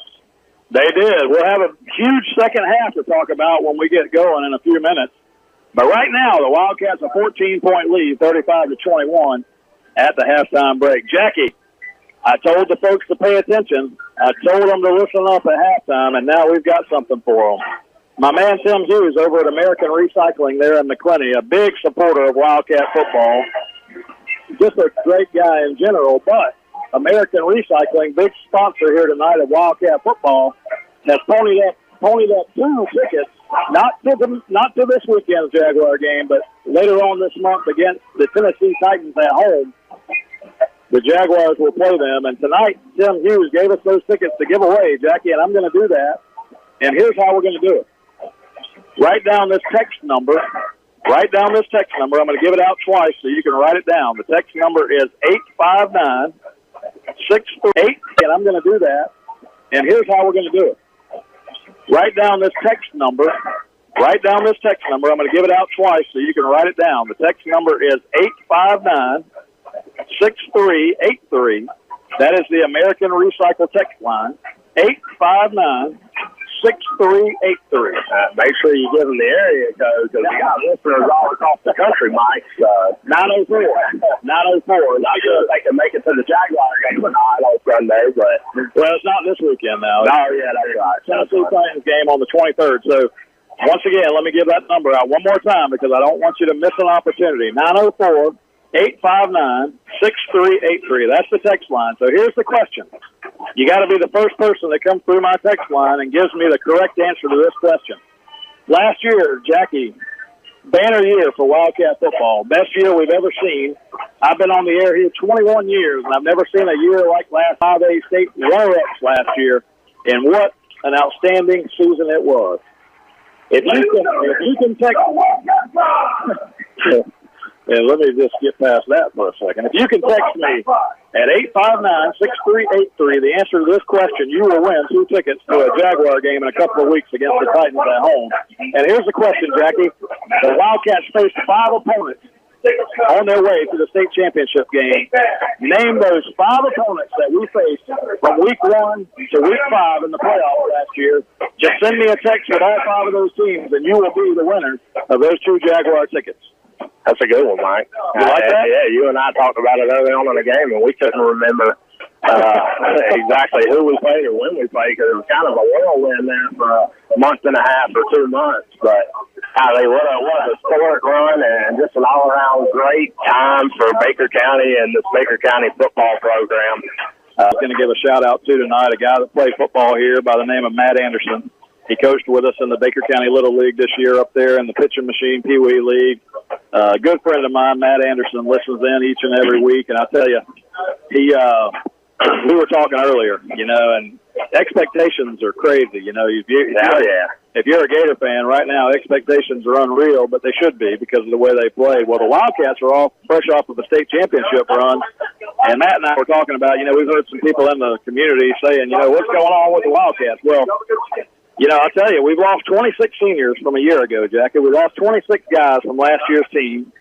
You got a lot of young guys that came up from last year. And, the one thing that we can agree on, and you'll agree with us too, if you want somebody trying to put together a team after you lost that many seniors and you went to a state championship game, you want Jamie Rogers at the helm doing it, and he is, and the Wildcats putting on a good performance again here tonight. And you'll agree with us too, if you want somebody trying to put together a team after you lost that many seniors and you went to a state championship game, you want Jamie Rogers at the helm doing it, and he is, and the Wildcats putting on a good performance again here tonight. And let me just say this.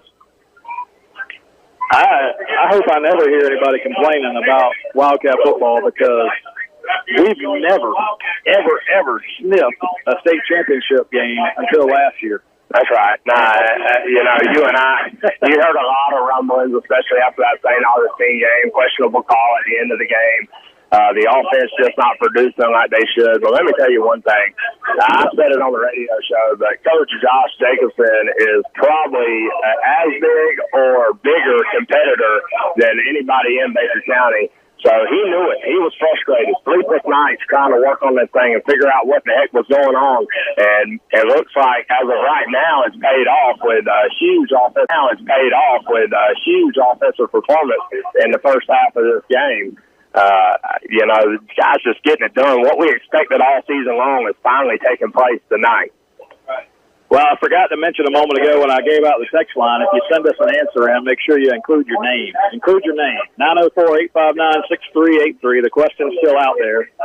The Wildcats played 5 teams in the playoffs. Make sure you send your name in on your text or I won't know who it is. I had one incorrect answer a moment ago.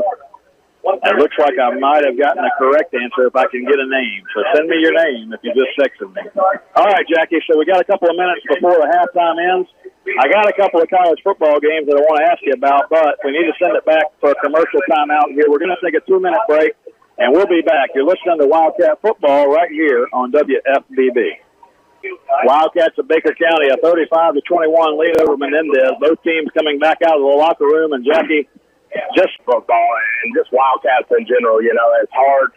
A lot of people don't focus on one sport in Baker County. You know what I mean? If you're a Wildcat fan, you're a Wildcat fan for all sports. Every week I pick somebody, and I say I pick them. I ask them, if they mind feeding the football team. They do a pregame meal every Friday around 3 o'clock at the high school up there, and we line people up to feed them every week. And this week was the elected officials. So I'd like to thank all of them, Nita Crawford, Stacy Harvey, Amy Duggar, Sherry Rollerson, Joey Williams, Scotty Roden, and Mr. Tim Sweat. Mr. Tim does a lot for Wildcat football and able to get out there and with all the other elected officials' contributions, Mr. Tim cooks up for them, and they talked about how scrumptious that meal is. If every one thing he does right, it's on the smoker. And then, we said that at the beginning of the game when Sherry was here. Yeah. But that's good to say it again. Yeah, well, it's all of them. We missed a couple. So. Okay, there you go. Make sure we get them all in there. And then another just huge supporter who listens in the night. He's also, I don't know if a lot of people know this, Trav Barton is the assistant coach for the varsity girls volleyball team at the high school. So he and Ashley Holton, the girls varsity volleyball, had a big 2-0 victories tonight at the River City Classic tournament, and they are 9-1 on the season. So girls volleyball, watch out. Well, and Trav's got a good reason to be there. His daughter Madison is a senior over there, and she's going to college to play college volleyball. And Trav's been involved in that for a long time with her, and Trav's a good guy, and they're doing good things. 9-1 on the season. Yeah, 9-1. And listen, I hate to say this, I'm a Wildcat supporter, but obviously drawn to football a little more and put more time and effort into that. So I expect state championship runs, Trav Barton and Ashley Holton. So 9-1 is not going to cut it unless we're going to Orlando. Hey, we go to the playoffs. We'll put a couple of games on the air. I'll talk to John Meadows over at John Baptist, and we'll see about That's a great idea. There you go. Trav, I need a hair on that, man. I rag that dude all the time about not being open. I had to take a day off work to get in there and get a haircut. Oh, my goodness.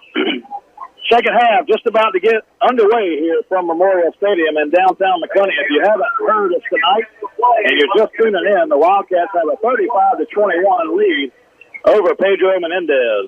Kick is on the way, and the Wildcats are offside. Here we go. Here comes the laundry, folks. And we're going to get an offside against the Cats. Started a little too early there. And I got to tell you, Jackie, I got about 12 answers on the text line over here from folks who were trying to guess the right answer, and some of the folks gave a good effort. They threw out some names that, were close maybe, but not quite. And I gotta tell them thank you because they at least tried. Yeah, that was a good effort. But we didn't play some of these teams that came across my text line in the playoffs last year. The question was, who were the 5 teams that the Wildcats played in the playoffs last year? And not quite.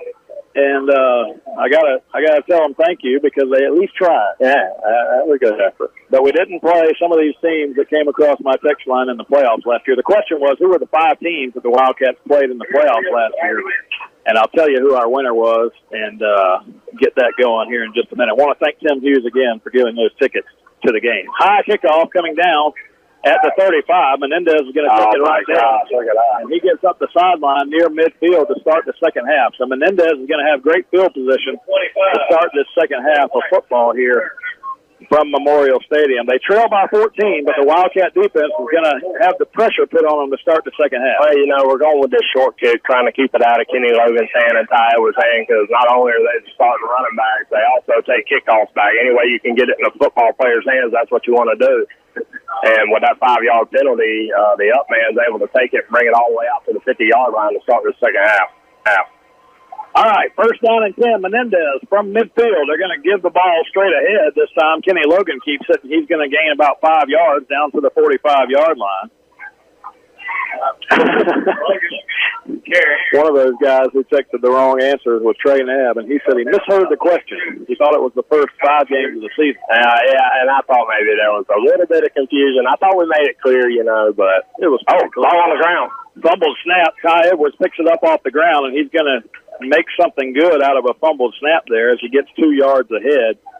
But just like that, Menendez is going to face a third down. We'll talk more about that trivia question in just a moment after we get past this possession here. Third down, call it 3 for Menendez. They're at the Wildcat 43-yard line. This is a big third down here. You want to come out and kind of set the pressure down in the second half, and Ty Edwards is coming off the field. So a big chance here for this Baker County defense to get a stop. Third down play. They're going to give the ball to Logan. Logan running right side. He's going to... Wow, what a great play there. Logan tried to stretch it out, and Menendez, no questions about it, is going to go for this on the Wildcat 41-yard line. 4th and a yard here. Golly, what a great stop this would be for this defense to start the second half. He brought Ty Edwards back from the sideline. 4th down and a yard. They give it to the fullback, and he's going to knife through there for the first down. They didn't expect the fullback Hayward to get it. And Hayward's going to get 2 yards down to the 38-yard line. That's actually been a very well-timed call for them. Every time they get in that short situation, Ty Edwards is just such a focus for this defense, and you can't blame them that they look past that fullback, and he's able to pick up 2 there. First down and 10 now Michael King under center for Menendez. They go quickly, and they give it to Logan. Logan bounces it outside. He's got the sideline, and he's going to get about 8 yards on first down. Yeah, and it just seems like, and listen, I know that Coach Rogers is one of the best in the business at helping that of them are on outside runs tonight. They bring King back to the line quickly. They snap it quickly, and they run Ty Edwards to the right side, and he's hit and dropped backwards. He got back to the line of scrimmage, but not anything more. It'll be third down. That's a great play there on that defensive front. Not sure who all got out there, like Kelton Knapp was in there, Robert Baker able to stretch that thing out, and that's what you got to do. You know, you got to get your hands on Logan and Edwards early on and not any momentum in that hole. Third down and 2 coming up for Menendez from the Wildcat 30. Michael King under center. And now a flag down. And, they're going to get 5 yards against Menendez here going back the other way, I would think. The fullback looked like he kind of just leaned forward just a little. Oh, and there's another one, another 15-yarder. Oh, unsportsmanlike conduct against Menendez, and that's a huge penalty. I'm not sure what they said to the official. Another flag. 3 flags against Menendez is going to push them back. They had a 5-yard false start, Jackie, and then 2 unsportsmanlike conducts against Menendez for something that those players said to the official. Wow, I've never seen that in my life. Well, I've seen it before. They called it against the Wildcats here on this field. Well, what I was going to say is I haven't seen it enforced so forcefully. I mean, that referee, no question about it. And the defense of the Wildcats is waving their hands, getting everybody pumped up because they know they have that Menendez offensive line frustrated right now. I'm not sure what they said, but like you said, with him throwing the flag as forcefully as he did, it was clear that they were unsportsmanlike, and that's what you get. That's what you get. 35 yards of penalties there, and instead of third down and 2, Menendez faces now, you're looking at 15 back to the 50, and then they need to get all the way to the 27. Add that up real quick. So that's 23 plus 15, 38. 38. You like that, Sherry? That's Baker County math right there. I ran out of fingers and toes. They need 38 yards, Jackie, on third down for the first down. 23 plus 15, 38. 38. You like that, Sherry? That's Baker County math right there. I ran out of fingers and toes. They need 38 yards, Jackie, on third down for the first down, and the Wildcats can get them off the field here. That would be huge because just when you thought, again, they had the momentum swinging their way on that Menendez sideline a little bit. 3 huge penalties. And listen, Menendez, you can be upset about those calls if you want to, but you have to have composure. Absolutely. And let me tell you something. It's hard sometimes. Football is a physical game, and it's hard sometimes to have composure, but you cannot cost your team like that. Well, and that's real discipline there. Sometimes 2 guys get locked up on the field, and it goes a little longer than it should. That, you're trying to beat your man, and you can almost understand that out of 16, 17, 18-year-old kids. Which had something in earshot of the referee, so he throws another 15-yard flag, and after he throws that one, they say something else to him. And I'm not sure what they said, but at that point, after the first one, keep your mouth shut, go back and play football. And I know that if that happened on this Baker County sideline, Coach Rogers would be coming on. He may get a 15-yard penalty on his own team. Because he's total lack of discipline there for Menendez. Absolute total lack of discipline, and they cost their team. It's third down and 38. Let's see if the Wildcats can get them off the field right here. Third down play coming up. Third down. Michael King drops the pass. He rolls to his right. He's looking down through it. He's under pressure. He's going to be sacked on the sideline and hit out of bounds over there near the 40-yard line. It'll be fourth down. And the Wildcats are going to get a huge stop here before Menendez is going to have to punt it. So they got maybe 10 yards back on the scramble there, but it's going to be fourth down and about 30 yards to go. Yeah, an Uber pick up there because, goodness, went from 3rd and 1 to 4th and 28. Well, let's see what Menendez is talking about here as they have a fourth down and very long situation. They can't honestly think about going for this, Jackie. I mean, it would shock me. And there's just a lot of confusion on that Menendez side. They are going to shift Logan back in there to punt, but he only drops about 7 yards. I don't understand that punt formation at all. They kick it away from our return man. It's over here at the 25. We're going to pick it up there, 25-30. A good return here can be good for the Cats out across the 40-yard line to the 43. So after all that, Jackie, we're going to get the ball back for the second half here at the 43-yard line, first down and 10. So, Jackie, and there was some words after the play there. But, Jackie, we got our superintendent back in the box here tonight. She said she wanted to say a few more things. But, Sherry, what do you think about this atmosphere? Everybody's fired up, and these Wildcats are playing. It's exciting. I do want to just real quick shout out to you guys. It's great to have y'all back on the radio, Mike and Jackie. Shout out to Tim Wilder, the voice of the Wildcats, and Jeremy Height, doing our sounds and all up here. So I appreciate you guys very much. And Paul Rollerson, if you're out there listening, my dad, we love you, and thanks for all you've done for me in my life, my mom and dad. Go Wildcats. Well, you're going to get a face mask call on the sideline. Sure, I appreciate that. Let me just tell folks what happened here. Bowen was running that football to the left, and Menendez had him tackled in the backfield, but it looked like they either got a face mask or a horse collar over there, and you're going to get a flag, 5-yard penalty against Menendez. Yeah. Go ahead, Mike. And I hope Paul Ross is listening, and you know... he loves listening to you guys. He turns you on and listens every game. Well, I'm glad to hear it. There's a lot of folks who like listening to Wildcat football that don't make it to the game for whatever reason, but we're glad to be... There's a lot of folks who like listening to Wildcat football that don't make it to the game for whatever reason, but we're glad to be here, and we're glad to be a part of... football on Friday night for sure. And I guess, Mr. Paul, I'm sure when I was running around those cow fields building homecoming plates all those years, he never thought he'd listen to me on the radio, I'm sure. But thank you, Mr. Paul. Jackie, there was probably a lot of people that didn't know that. Scoopy Graham's going to go to the left side, and he's going to go down about 10 yards and get a Wildcat first down. But, Sherry, you mentioned something earlier, a slogan for Baker County that it's better than Baker. Yeah, we've been shouting that out a lot all over the state. Anytime we have visitors or we get out, and we truly believe it's better than Baker. We've got better kids. We've got a better staff. We have a better community, and it's just our way of saying to our community that we love them, and we do feel like it's better in Baker. It's a great community to live in. We're very blessed here. Well, Sherry, on this play here, you got Bowen in the shotgun. We got a first down and 10 from the Menendez 40. That we love them, and we do feel like it's better in Baker. It's a great community to live in. We're very blessed here.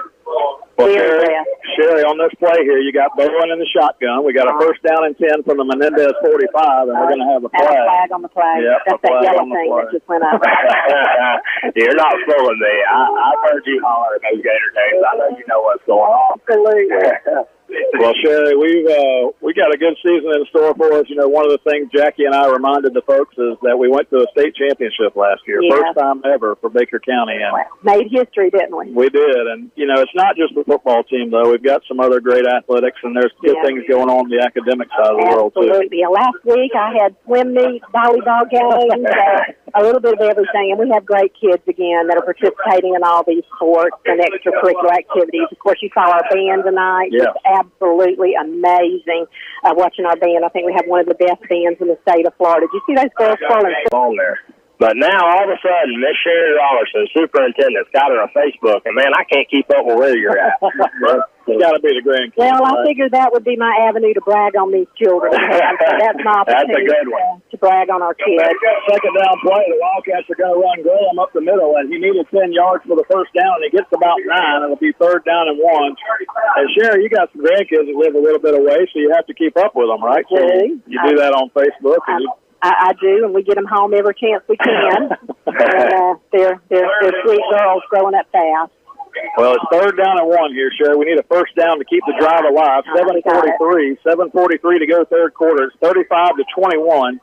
The Cats are on top. Full house backfield here. Bowen under center. He gives it to Nab, and Nab's going to fight ahead for the first down yardage. What a player. Well, Sherry, I'm glad that you stopped up here. I love talking to you. Well, I graduated from Baker County. Jackie graduated from Baker County, and you did too. I did, yeah. All three of us are still doing well, so absolutely. It is Baker. It's better in Baker. There you go. Thank you, Sherry. Have a great night. Thank you, Miss Sherry. Superintendent of Schools, Sherry Rollerson, joining us up here tonight, and she's a good woman, Jackie. Good to see her. First down and 10, Wildcats. We're going to hand the ball to Graham, running left side. Graham's got it inside the 30 and down to the 28-yard line. My goodness, Scooby Graham. You know, we talked about him in the first half, and he's come right back out in the second half and is not letting up at all. Even when it seems like there's not a hole there, Scooby Graham finding just a little crease to pick up big chunks of yardage at the time. And again, that offensive line doing a great job of holding up. And, you know, one thing I did notice, and maybe this is something new, maybe we're on to. So Coach Josh Jacobson is always on the field calling in the plays. Well, tonight, he's upstairs, man. Gerald Rogers is take the snap, and he loses the snap for a second, but now he's going to recover. He's running to the right side. He's going to be near the first down marker and throws it out of bounds. And Coach Rogers gives him a high five and says that was good. I thought Bowen could have ran for it, but he was being chased right there by one of the linebackers. Yeah, it may have. I might have had a little angle on him, and my goodness, I mean, he's gotten beat up enough, Mike. I mean, let the kid throw one away. Well, the Wildcats definitely, Jackie, inside the 30 here, have to be in 4-down territory. It's third down and call it a long two for the Cats. They need to get it just inside the 24-yard line. And you want to keep this drive going. Yeah, I mean, you got to keep this drive. You're inside the 30. You got to score here. Third down play, a big call coming up for the Cats. Alex Bowen in the gun, hands it off straight ahead, and Graham's got a first down, fighting his way inside the 25 down to the 23-yard line. Bowen in the gun, hands it off straight ahead, and Graham's got a first down, fighting his way inside the 25 down to the 23-yard line. You know what? I'm going to do it. I've been contemplating this statement for a long time, and I'm going to do it. There was another guy last year that wore number 5 that toted that thing home and ran that thing hard. And if that's not a 10th grade version of Seth Page down there right now, Mike, I'm not sure what is. Because Scooby Graham is running the ball harder than I've seen him run it. First down play, Cats. Inside the 25, we're down to the 22-yard line. We send John Green in motion. First down play coming up. Bowen taking his time here, letting the clock run. We're going to give it to Graham, running left side. Graham's going to be bottled up over there, but he gains about 3 yards on the first down play. And just, John, I saw John Green go in motion. John Green may have more rushing yards than everybody on the field tonight. He just doesn't have the football in his hands. They keep swinging him in motion left or right. And just, John, I saw John Green go in motion. John Green may have more rushing yards than everybody on the field tonight. He just doesn't have the football in his hands. They keep swinging him in motion left or right. He's got to be tired. He's going 15 yards every play. Well, after all those possessions that all those teams had in the first and second quarters, Jackie, each team's only had the ball one time here in the third quarter, and we're going near 5 minutes to go in this quarter. So the clock is definitely on the side of the Cats here, especially if we could punch this thing in. Second down and 7, Cats from the 20 or from the 19-yard line. Handoff again, Graham, and he loses his footing as he breaks down inside the 19 to the 18-yard line. Picks up a yard, but Jackie might have had more if he was able to stay on his feet. Yeah, he saw the hole and tried to cut up field. That time he flew fast for his feet, Mike. Slipped right out from under him there, and he's still able to pick up a yard. Well, Jackie, I haven't even told folks who won that trivia question we threw out earlier, but in the third quarter, Alex Bowen in the shotgun. And the Wildcats move on the offensive front. Oh, my goodness. Dang it, man. And I'm not going to give that kid too hard of a time. It's his first start in varsity, a sophomore out there on that left tackle end. And he's been doing a pretty good job. Oh, yeah, absolutely. Yeah, Ross Crummy down there getting the start, and he jumps that time. But listen, hot, humid down there. You've been in your stance. We've got a drive going here that's lasted quite a while, it seems like. And, you know, he's just a little tired. You know what I mean? Just flinches just enough to, but Cats up now, 35-21. 4:25 left in the third quarter, and this is kind of one of those drives you kind of want to see. You hate it at the end right here because we're milking the clock and driving the ball down the field.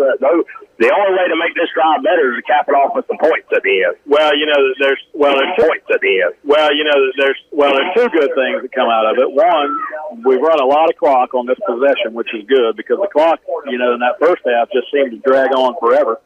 So the second half clock is running pretty solidly here through the third quarter. But yeah, we do need another score, and hopefully we'll get that. But it's going to be 3rd down and 11. Hey, just real quick, Jackie, those teams that we beat in the playoffs last year, Nature Coast was first round. Second round was Menendez here at home. Third round was Clay. Then we went out to Pensacola, if you remember, and played West Florida. And then in the state championship game, we played American Heritage Plantation. So if you were wondering who those 5 teams were, that's who they were. And we got a text from our friend, Dale Johnson, the winner of the tickets tonight. And I'll get Dale Johnson those tickets, and he and I will connect after the game. 3rd down and 11. Alex Bowen throws the ball to the right side. He's looking for a receiver. It's going to be incomplete. Johnson, the winner of the tickets tonight, and I'll get Dale Johnson those tickets, and he and I will connect after the game. 3rd down and 11.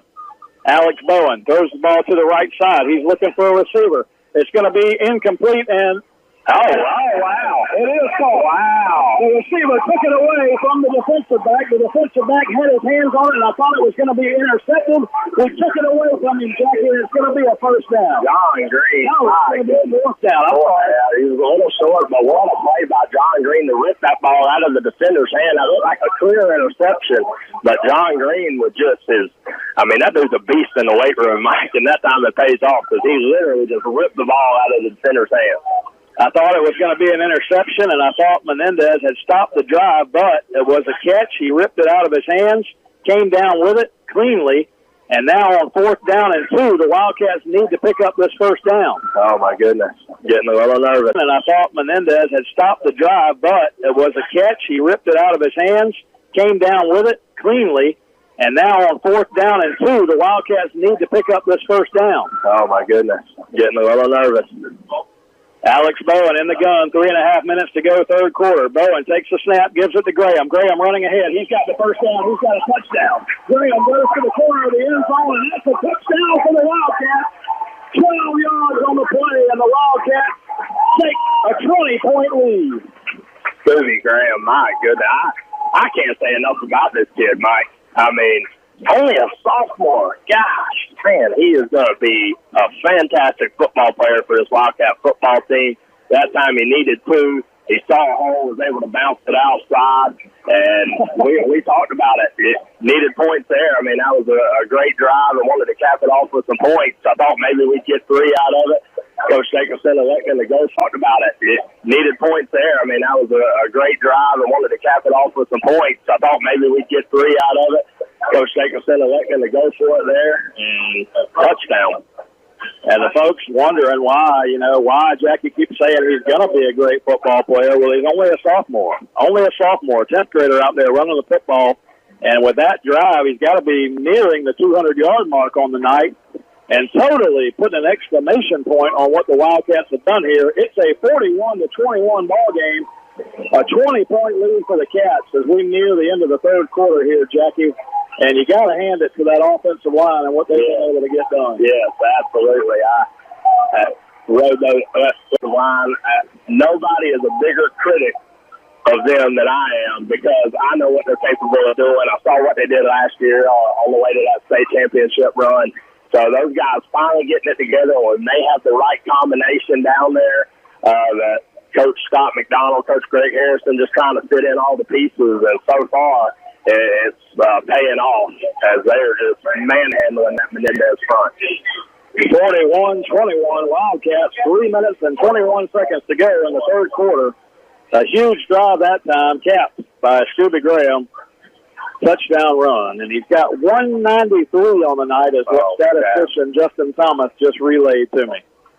Connor Waite's going to kick one over here to the sideline. It's going to be picked up right at the 40-yard line. He's going to reverse his field across the 41. We haven't kicked it deep, and I don't know if we really can kick it deep, but either way, Menendez will start at their 41-yard line. Well, like we talked about last kickoff, to say, well, if we're not getting the end zone, I'm not putting it in Ty Edwards' hands or Kenny Logan's hands to make a play, so we'll give up, good, decent field position just to kick it short and let the up men try to bring it up. 41-21, Cats lead. Menendez back on offense. They run the I formation here. They're going to give it to Edwards, and Edwards is running to the right side, and Edwards is going to be out across midfield before being finally tackled inside Wildcat territory down to the 37. So there you see what Ty Edwards is capable of. He takes that right corner and goes all the way to the 37 of the Wildcats. So that gain, 13 plus 9 on that game. That was a 22-yard gain for Edwards on first down. Yeah, Coach Rogers told us Monday night, Ty Edwards is going to get his.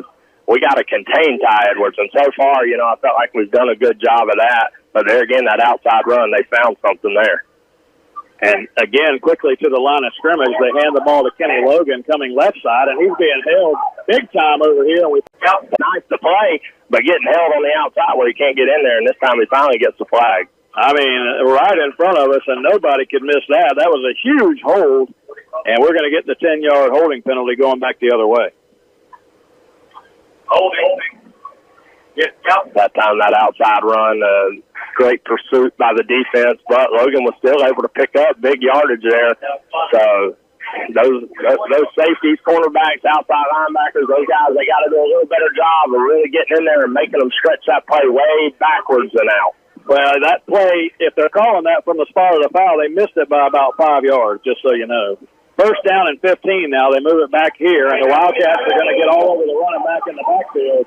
They put a new running back in, number 23, and he goes nowhere but backwards. That was Aaron Wynn on the carry, and the Wildcats all over him in the backfield. They stopped him. They're going to call it the line of scrimmage, though, but it looked like he was stopped about 2 or 3 yards there, making the backfield. They're going to call it the line of scrimmage, though, but it looked like he was stopped about 2 or 3 yards in the backfield. Yeah, Maurice Moore that time up from that safety position. That's exactly what I was just talking about. You got a knife in there and make sure you make that guy either cut back up or make the tackle, and Moore does a great job over there tackling for about a half-yard loss.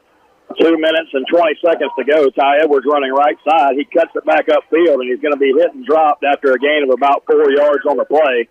And it'll bring up a 3rd down and 10 coming up for Menendez. And there again, Ty Edwards tries to get outside, which make that. You got to let him hit that cutback lane. It's going to be there for a second, but that time, again, great pursuit by the Wildcat defense to stay on top of him and pick up a minimal gain from a guy that can bust it loose at any time. 3rd down play, 3rd down and 10. They give the ball again to Edwards, running right side. He's going to be bottled up after a gain of about 5 yards. It'll be 4th down and 5 coming up for Menendez. Edwards that time, he goes around the right side. Loose at any time. Down play, 3rd down and 10. They give the ball again to Edwards, running right side. He's going to be bottled up after a gain of about 5 yards. It'll be 4th down and 5 coming up for Menendez. Edwards that time, he goes around the right side so many times. The last 2 plays, he's cut back up the middle, and he's found a little crease. That's right. Not quite enough. No, and that's exactly right. And you're going to have a little crease in that cutback lane, but, man, when that guy gets to the outside, as fast as he is, it's really hard to bring him down from there. So, 4th and 5 here. Need a big stop, Mike. 4th down and 5. The Wildcats on defense. They hand the ball left side. They're going to hit him in the backfield, and he's not going to get it. The Wildcat defense has stopped again, and Menendez will turn it over to the Cats. It'll be 1st down going the other way. My goodness, everybody. That's Wildcat defense is fired up. Memorial Stadium rocking. Coach Rogers is down there. He's fired up. Goodness gracious, if you'd have told me that we were winning the game like we're winning it, that's right, overpowering this football team the way that the Wildcats have done, you're right. I wouldn't have believed that. Yeah, I called 21-17. That's what I was going with, the Wildcat victory, 21-17. What I called, Jackie. Hey, you called 28-23, so you were a lot closer than me. 1st down and 10, Cats. We got it at our own 30-yard line. Alex Bowen, now the Cats can run the football and try to run some clock. And we're going to get a flag before the play, and a false start against the Cats. And listen, you can't melt down. You got to keep this thing going forward. That's right. And not backwards. Yeah, that's exactly right. You said it early on in the game when we were up 14-0. You got to keep your foot on the gas. And even with a 41-21 lead right now, you don't want to give up. Menendez, I know we're up big. I know we're up 3 scores right now, but Menendez is a team that can score quickly, and they've shown that as well with their 14 unanswered points. 35-40. Alex Bowen, 45-50, and Alex Bowen into Menendez territory down to the 43-yard line. A huge run by Alex Bowen on 1st down. And red dot perfectly, another read option play, and Scooby Graham's been gashing them. So they key in on him, and Alex Bowen able to flip that thing out. faked it like old Peyton Manning, man. He had that thing held back there. Nobody thought he had the ball, and he takes off for a good 25-yard gain there. Huge run by Bowen on first down to give the Wildcats new life. First down and 10 from the Menendez 43-yard line. Alex Bowen in the gun. He gives the ball to Graham. Graham, no, he keeps it himself. He runs the other way to the 40, to the 35. Bowen behind him. Look at this. Oh, Bowen had a great run going the other way, and they threw a holding flag out there. Hey, I want you to test this, though, Jackie. They called their holding penalty a moment ago from the spot of the foul. Let's see if they do that for the Cats this time. Because earlier in the game, I'm with you. I'm with you for sure. Now, first and about 11, 12 yards here. Another good pickup by Bowen, though. He's reading that defensive end perfectly. Well, they're letting him play quarterback tonight, and he's done a good job. Alex Bowen has managed this offense so well, and he's made some big plays when we needed it. First down and 12 now, Cats from the Menendez 45-yard line. Bowen in the shotgun. He's going to run it himself. Takes it straight ahead. He's got the 40. He's got the 35. A 10-yard gain for Bowen on first down. Again, they kind of went to that early on at the start of the game. Well, QB draw there, and Coach Dickinson, he run that thing early on at the start of the game. Well, QB draw there, and Coach Dickinson, he liked what he saw earlier, and we kind of got him off of it with Scooby Graham, and now electing to widen it out and let Bowen run that thing again on that three-man front from Menendez as the third quarter comes to an end. The Wildcats up 41-21, Mike Cruz. We're going to take it to the fourth quarter. It's a 41-21 score, and the Wildcats still have the football. We'll be back in a moment. We'll take a 2-minute timeout here on WFBB.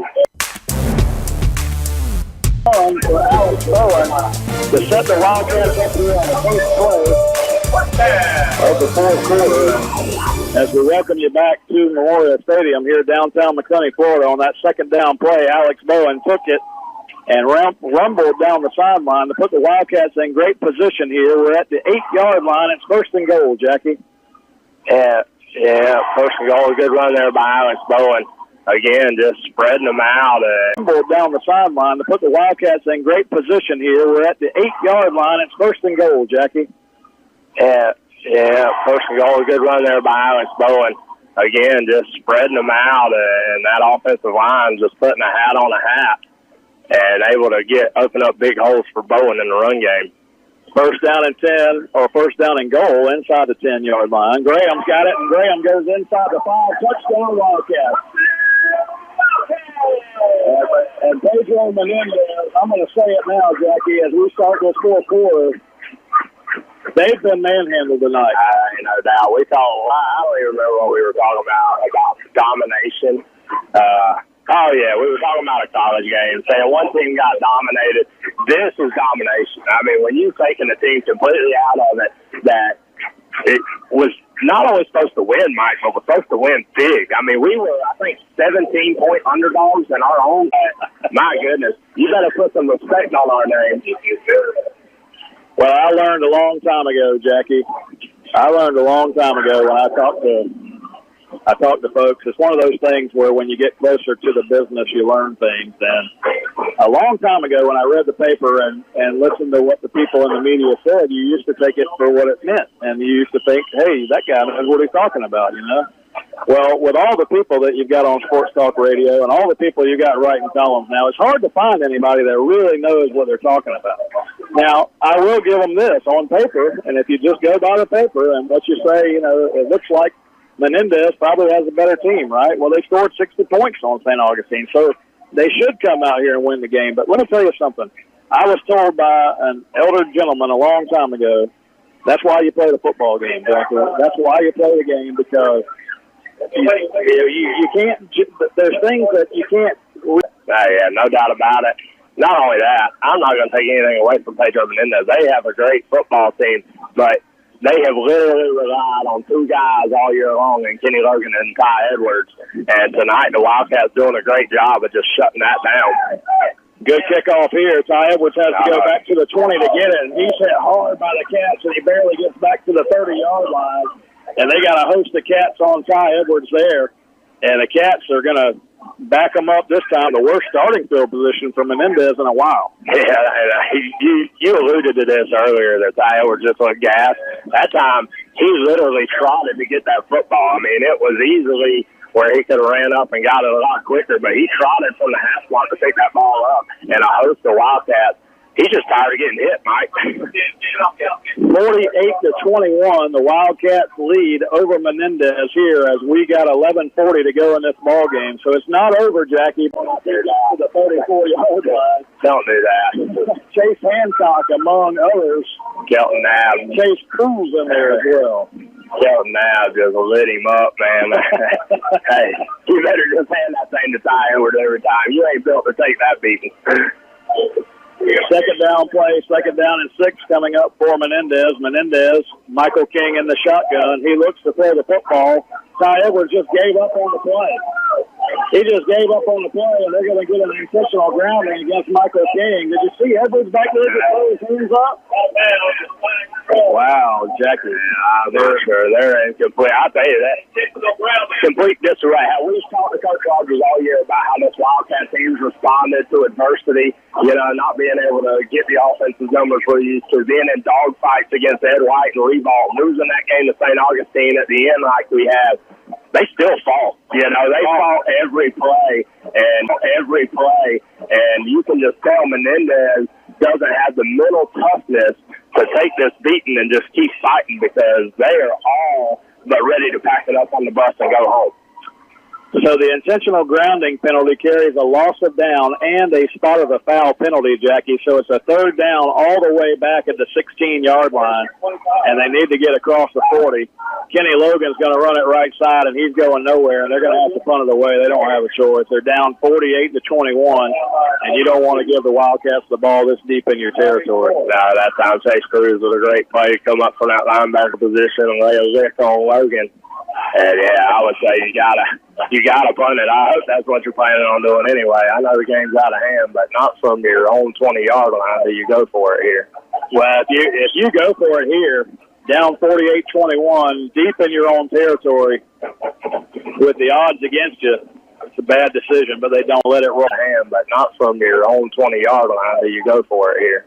Well, if you go for it here, down 48-21, deep in your own territory, with the odds against you, it's a bad decision, but they don't. They're going to kick it away from the Cats here, and we're just going to let it roll. So the Cats are going to let it roll down inside the 36. It'll be down there, and we'll have a first down and 10. I want to give a couple more shout-outs, Jackie, real fast. Jackie, aren't you in the Booster Club? I am in the Booster Club. The Wildcat Football Booster Club? I am in the Wildcat Football Booster Club. Well, my man Kelly Cruz is up here behind us right now, but I heard from my friend Mike Rogers down at CBS. He gives bottles of water and all kind of stuff to the football team. Huge supporter. He's a big supporter. He's over there listening to the game with Greg Williams and Billy Miller, and want to give those guys a shout-out. Those guys do so much for us, man. Kelly, I couldn't do any of the Bush Club stuff without Kelly Cruz. But Billy Miller, Brian Yarbrough, Greg Williams, Billy Miller, and want to give those guys a shout-out. Those guys do so much for us, man. Kelly, I couldn't do any of the Bush Club stuff without Kelly Cruz. But Billy Miller, Brian Yarbrough, Greg Williams, Buck Odom was down there, Vic Cruz. Those guys every Friday night are down there. Freddie Bennett. And they cook for the booster tent before the game starts, and that's a big process, cooking for 300 people. So I appreciate all those guys. I appreciate everything Kelly Cruz does. We wouldn't be where we are without any of them. First down play for the Cats. They lead at 48-21. We're going to run the football straight ahead and get a yard or so. But I wanted to give a shout-out to them, Jackie, but also let's see how intently they're listening. I could really use a Diet Coke up here, Mike Rogers. So, Mike Rogers, if you can hear me and you can send somebody as a runner up here with a Diet Coke or two for me and Jackie, maybe a couple bottles of water, man, it would make my day. I'm sure. Send somebody as a runner up here with a Diet Coke or two for me and Jackie, maybe a couple bottles of water, man, it would make my day. It's about 96 degrees in the press box up here tonight, just so you know. I'm sure that'll be up here quick, fast, and in a hurry. Well, let's hope. Second down and 9. The Wildcats have the ball at the 37-yard line. Alex Bowen hands the ball straight ahead, and this is John Green, I think. John Green running right side has the first down near midfield for the Cats, and they'll get a first down and keep the clock going here as the Wildcats try to put a punctuation mark on this big win here tonight. And that's the thing. The game right now looks like there is a minute and a half left in the ball game. Like, there's still 9:32 left in the fourth quarter. I mean, the clock is rolling, but Wildcats up 48-21, and with 9.5 minutes left, again, Menendez, they might as well take that. But I'm going to give another one in a minute because he's a good supporter of Wildcat football also. First down play, the Wildcats are going to run it straight ahead again. A good run this time, 45-40, inside the 35 to the 30-yard line. Another 20 yards on the ground for this Wildcat offense. John Green, man, what a beast. Well, Jackie, Trevor Nelson, a friend of mine. He's a friend of Wildcat football. Trevor actually texted the right answer to our trivia question earlier, but he was just a little bit behind Dale Johnson. Well, they sent us some scores. Orange Park's ahead of Clay, 29-28, and Palatka is beating Ridgeview 32-19. I don't know if those are finals or not. I'll have to get Trevor to tell us. Wow. I mean, there's all kinds of chaos in District 5A this year, man. Menendez was kind of the top dog coming into the season. Hey, I feel like you got to beat the best to be the best, son, and right now it ain't happening. 48-21, Cats on top. From the 30-yard line, Bowen gives age. It ain't happening. 48-21, Cats on top. From the 30-yard line, Bowen gives the ball again straight up the middle. The Wildcat running attack cannot be stopped right now, and that's another 5 yards down to the 25. Was that a new ball carrier? Yeah, they got a new running back in there. Jaquan Page, number 14, man. That dude's a stat too now. I haven't seen anybody wear 14 on offense since Buffy Mallory back in 1989. Were you alive then? I was hanging around here. I was trying to catch footballs in the stands. Buffy, well, maybe let me say it like this: Buffy might be the most famous number 14 we've had.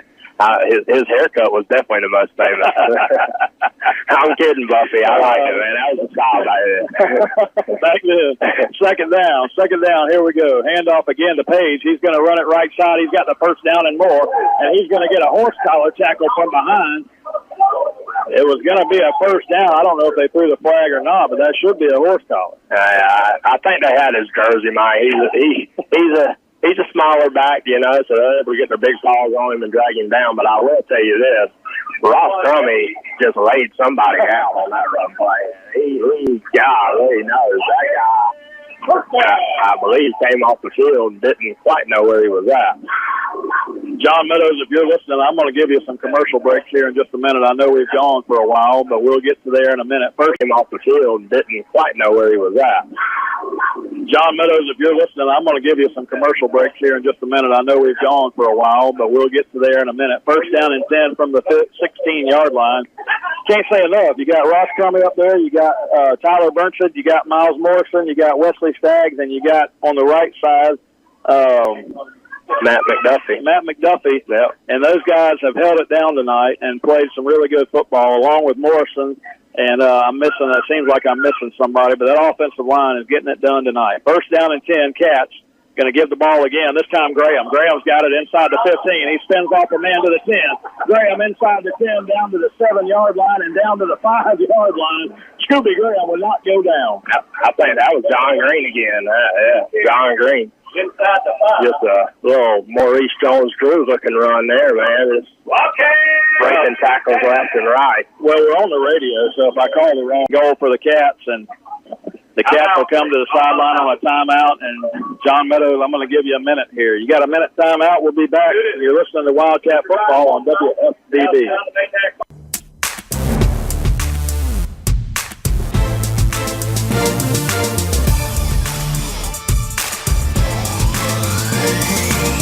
Here we go. First and goal. Wildcats of Baker County set it up. First down and goal inside the 10-yard line of Menendez here. They lead at 48-21 with 6:45 on the clock here on a Friday night in Baker County. Alex Bowen fumbles the snap, but he gets back on it. It'll be second down. Bobble snap. We've seen that a couple of times tonight. I was going to say, if we had to take any negative away from tonight, it's been inside the 10-yard line, that under center exchange there is just not quite where it needs to be. Bobbled it a couple times. Luckily, Bowen was able to fall on one for a touchdown, and this time wisely jumps on another one that kind of 6 left in the ball game. and Menendez fans are filing out of here as quick as they drove up. Second down and goal inside the 6. Okay, inside the 6. 6 minutes to go in the ball game. Alex Bowen goes under center again here. Second down play, second down and goal. Handoff goes up the middle, and Menendez knew that was coming, and they're going to drop us in the backfield for a loss on the play. It'll be third down and goal. And that, I was checking just to make sure that folks knew, we haven't had a chance to talk about next week and the weeks coming. And the schedule for the Wildcats, Jackie, just so you know, next week, September 21st, is actually a bye week. So no game for the Wildcats next week. And then 2 more away games. So we'll go to Palatka, we'll go to First Coast before coming back for a couple of games against Orange Park and Clay. So next week, Wildcat fans, no football game. And then 2 weeks from tonight, we'll be in Palatka on the road. And that's a tough place. Send that Barton and those Lady Wild. There you go. No doubt. Hey, volleyball is a fun sport. Yeah, absolutely. If you've never really sat through and watched a good volleyball match, it's fun to watch. I like watching the Gator volleyball team. They've got a good program as well. But, yeah, Trav, send us the schedule so we can stay on top of what's going on with Wildcat volleyball as well. 5 minutes to go in the game. Wildcats third down inside the 10-yard line. We're going to run it left side. We've got a hole down inside the 5, down to the 2-yard line. And that was number 14, Page again. Yeah, down to the 2. Page, man. If I heard that right, I think that's Rob Page's son. And I ain't never met a Page that couldn't run. And Shaquan is no exception because he is flying around that edge and picks up good yardage there. Now we're going to send in a full house backfield with Kelton Knabb, Scooby Graham, John Green, and we're on we'll call it the 1.5 because he is flying around that edge and picks up good yardage there. Now we're going to send in a full house backfield with Kelton Knabb, Scooby Graham, John Green, and we're on we'll call it the 1.5 yard line. Fourth down play, fourth down and goal. Bowen under center, takes the snap, gives it to the fullback, Knabb, and Kelton trying to get a touchdown, and I don't think he's going to get in, Jackie.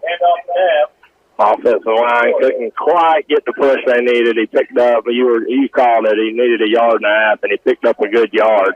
I always say Kelton Knabb was good for a yard, but not 1.5 yards. So. Just a bit short, great effort by him. Golly, I know he's gassed. My goodness, that kid doesn't ever come off the football field. Well, Trevor Nelson followed up with me on those scores, Jackie, that I gave you a moment ago. The Orange Park Clay score was a final. Oh, wow. Orange Park a win over Clay tonight. And the Palatka game over Ridgeview, they're 39-19 over Ridgeview with just a minute to go in the game. So wow. Palatka and Orange Park are going to be your 1-0 district teams along with Baker County tonight. Hey, shout out to Shaq Crawford for sending up the volleyball schedule. Oh, yeah, he sent it to me. What he forgot, though, is I actually sent him the schedule earlier in the year. So. But thanks for listening, Shaq. I appreciate it, man. One of the big supporters on Friday nights, always listening into us.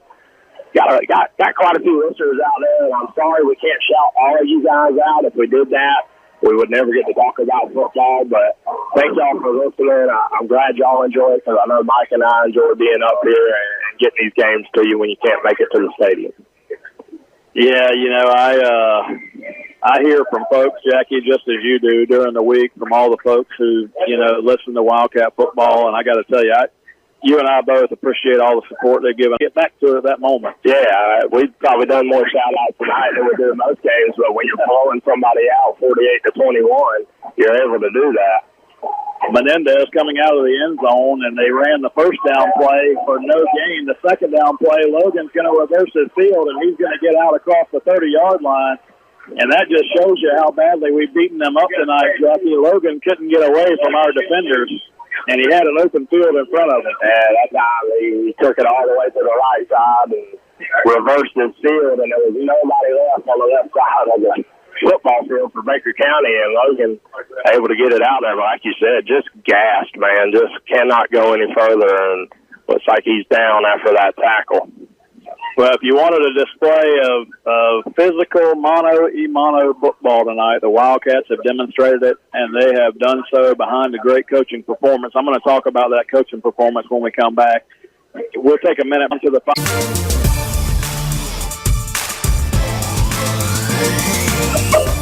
And we welcome you back to Memorial Stadium, downtown McClinney, Florida. The Wildcats of Baker County, a 48-21 lead over Menendez here as we crunch it down to the final minutes of the game. Just a couple of minutes left in this ball game.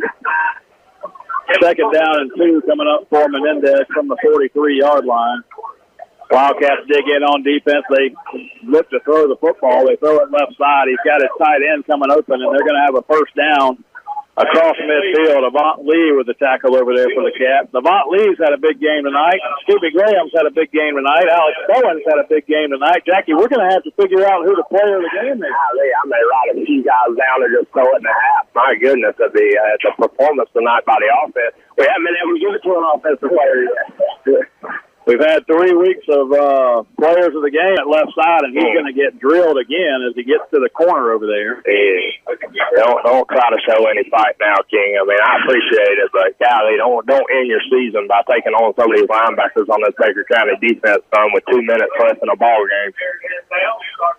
Hey, and I was going to say, a moment ago, 48-21, these Cats with the lead, and Jackie, we do need to name a player of the game. But I want to remind folks that we do have our coaches show on Monday nights. Monday nights from Crystal River Seafood at 7 o'clock on Monday evenings, Jackie. You can come down and join us. Every Monday we've been having a good group of Wildcat fans down there. And just come out and join us. We're out there on the patio at Crystal River on Monday nights from 7 to 8. Our player of the game comes by. We talked to head coach Jamie Rogers for an hour. It's a great time, so we want to invite people. And also, if you can't make it, listen to us right here on 97.5. Great atmosphere also. I enjoy that on Monday night. From 7 to 8, the game comes by. We talked to head coach Jamie Rogers for an hour. It's a great time, so we want to invite people. And also, if you can't make it, listen to us right here on 97.5. Great atmosphere also. I enjoy that on Monday night. Under 2 minutes to go in the football game. Menendez with the football still. They're going to bring it inside the 35 down to the 33. Tackle made there. One last quick thing. I told Miss DJ Wilkerson I'd do this for her tonight. She does a great job on all the directors at the Baker County Fair Board. Man, they got to change it up a little bit. Got a new rides, a new company coming in. Hasn't been all it's cracked up to be the last couple of years, but they fixed that this year. I was able to go. They had a little spring fling, went down there. It was fun, man. Had a lot more rides than they normally have. So it opened tonight, the fair, and it's open till midnight tonight. New midway, lots of things going on for the next 9 days. So check out the website at BakerCountyFair.com for more info. I know they got entertainment nightly and all kinds of stuff going on. So I just go for the food, Mike. And Jackie, what you just said reminded me of a joke. Reminded me to tell you that when we're off the air. We're going to throw it down toward the end zone, and the Wildcats are going to get a big interception down there inside the 5. And what that's going to let us do is run the clock out on this football game. Who got that one, Jackie? Motley, man. Golly, what a game by Motley. Just throwing his hat into the player of the game. And I wanted to say this about Monday night. So last Monday, we give it to Robert Baker. And again, another defensive player had a great game against Reball. But Miles Morrison walks up to me and he goes, "Hey, man, you going to give these offensive linemen player of the game?" I said, "Miles, have you all watched your own film, man? Hey, y'all deserve player of the game. But tonight, I'm telling you right now, that whole offensive line tonight." Well, it's one of those things. We got a lot of guys tonight. We got a lot of guys we could give it to. But I tell you, we'll have to think about it. Maybe, and here's the suspense for you, a little teaser. Come down to the show Monday night or listen to us, and you'll find out who the player of the game was. How about that? Yeah, you like that? Yeah, I actually do. We're not even going to tell you tonight. We're going to make you come down there and hang out with us for an hour on Monday night. Jackie, coming up behind the game here, we'll go over the final stats of tonight's ball game, the Beauty Parlor and Boutique postgame show. Once again, that's the Beauty Parlor and Boutique postgame show right here on 97.5 FM. Justin Thomas is going to use his 10-key ad machine over there and give me the rest of those stats as we close this thing out here tonight. What an offensive performance. Golly, man. I know I've said it several times tonight, but if you'd have told me that we were going to win by this big of a margin, I would have called you a liar, Mike. Well, I never expected the type of performance we had. But join us in just a moment. We're going to have the Beauty Parlor and Boutique postgame show. And we're going to take a 2-minute timeout, and we'll be back to close this thing out. The Wildcats win the football game at home, 48-21 over Menendez and the Falcons. We'll be back. You're listening to 97.5 WFBB. And we welcome you back here to Memorial Stadium, downtown McClenny, Florida. Wildcats of Baker County, the big win tonight here at home against Menendez, a 48-21 win. And, Jackie, let me just run through the stats here, but just remind folks, tonight's post-game show is brought to you by the Beauty Parlor and Boutique. It's right there on US 90 on the east end of town near the Chamber of Commerce over there. So if you're in the area, stop by and see those folks at the Beauty Parlor and Boutique. I mean, if I needed, a good cut and color, I would definitely stop by. Unfortunately, not my crowd, but they got a beautiful place down there, right there in the same little shopping center as Chamber of Commerce and all, right there on Highway 90 and 228. Beautiful salon in there. So go down there, get your nails done, get your hair did, all that good stuff. I want to thank John Meadows back at Glen Baptist Church and all the folks down there at Glen Baptist and I was about to say Glen Baptist and McClenny. Glen Baptist over in Glen St. Mary. John with us each and every Friday night, keeping us straight behind the scenes, and appreciate what he does. Also, thanks to Justin Thomas for hanging out with us up here in the booth each week and giving us the stats. And, Jackie, looking at the stats tonight, Baker County ended the game tonight total offense-wise with 497, 3 yards short of 500. Now, these are unofficial, so we might go back and look at the film and find 3 more yards. But a 500-yard performance, basically, for the Cats here tonight. 342 for Menendez. The Cats ended up with 87 yards passing. Menendez had 97. The Wildcats, though, film and find 3 more yards. But a 500-yard performance, basically, for the Cats here tonight. 342 for Menendez. The Cats ended up with 87 yards passing. Menendez had 97. The Wildcats, though, 410 yards on the ground tonight. 245 on the ground for Menendez. So we almost doubled them up as far as rushing yards go. Now let's look at individuals, Jackie. From an individual perspective, Scooby Graham, 19 carries, 203 yards, 2 touchdowns on the ground for Graham. Now, let's match him up against Menendez's leading rusher, number 2, Ty Edwards, 21 carries for 130 yards. So not only did Graham outgain him on the ground, Graham's average was 10.7 a carry, Edwards only 6.2. Now, don't get me wrong, 6.2 is pretty good average, but Scooby Graham, what a night. Absolutely. You take away those big runs, so great job. The other leading ball carrier for the Cats tonight, 17 carries for Alex Bowen. He really came into his own tonight, 133 yards on the ground for Bowen. He ended up with 4. He accounted for 4 touchdowns tonight, did Alex Bowen. So he's making a strong case for player of the game. I got to tell you, we got to really sit down and crunch the numbers on player of the game. And I had some folks texting me say, just tell us who it is. Well, you tune in Monday night, and we will tell you who it is. Jackie, let me just give folks some behind-the-scenes credit here. I mentioned a great coaching performance by these Cats this week. They totally shifted some things, and they went back to the drawing board on some things on offense. And we're not going to give away all their secrets here on the radio, but there were some changes to the offensive line. There were some changes to the setup. There were some changes to the play calling. And let me tell you something. When everybody in the world counts you out and says you can't win, Jamie Rogers proves them wrong again. Yeah, and that was a big thing. We talked about it Monday night. Coach Stadium, after you just went to a state championship, you crushed everybody in your district last year. So to come into this game, be a 17-point underdog, it was time to man up. This was a test of your manhood tonight, and my goodness, did those Wildcats man up and get the job done. They did. What a huge win. We're going to go celebrate with them. I hope that Mike Rogers heard me enough to at least have saved me a Diet Coke down there. I'm thirsting to death, Jackie. I mean, we've been up here in 90-something degree weather. Nobody's brought us anything to drink. I mean, Sabrina sent us up some milkshakes and stuff, but, I mean, nothing to drink. My goodness. Let's go get us a Diet Coke, Jackie, and go celebrate this win. The Wildcats 48, Menendez 21. Again, next week, no game for the Wildcats, but join us, please, Monday night at Crystal River Seafood as the Wildcats will talk with head coach Jamie Rogers. We'll unveil our player of the game. And what else? Hey, a shout-out to everybody listening to the radio show. I used to tear some people up. I know they were 6 and 7 year olds, but can't take what you can get anymore. And one more shout out. Thanks again to Beauty Parlor and Boutique for the post game show, and also congratulations to Dale Johnson. He won those Jaguar tickets that we gave away at halftime tonight, courtesy of Tim Hughes and American Recycling. So, what a great night to be a Wildcat, Jackie. You and I, let's head over there and talk with the folks at the booth.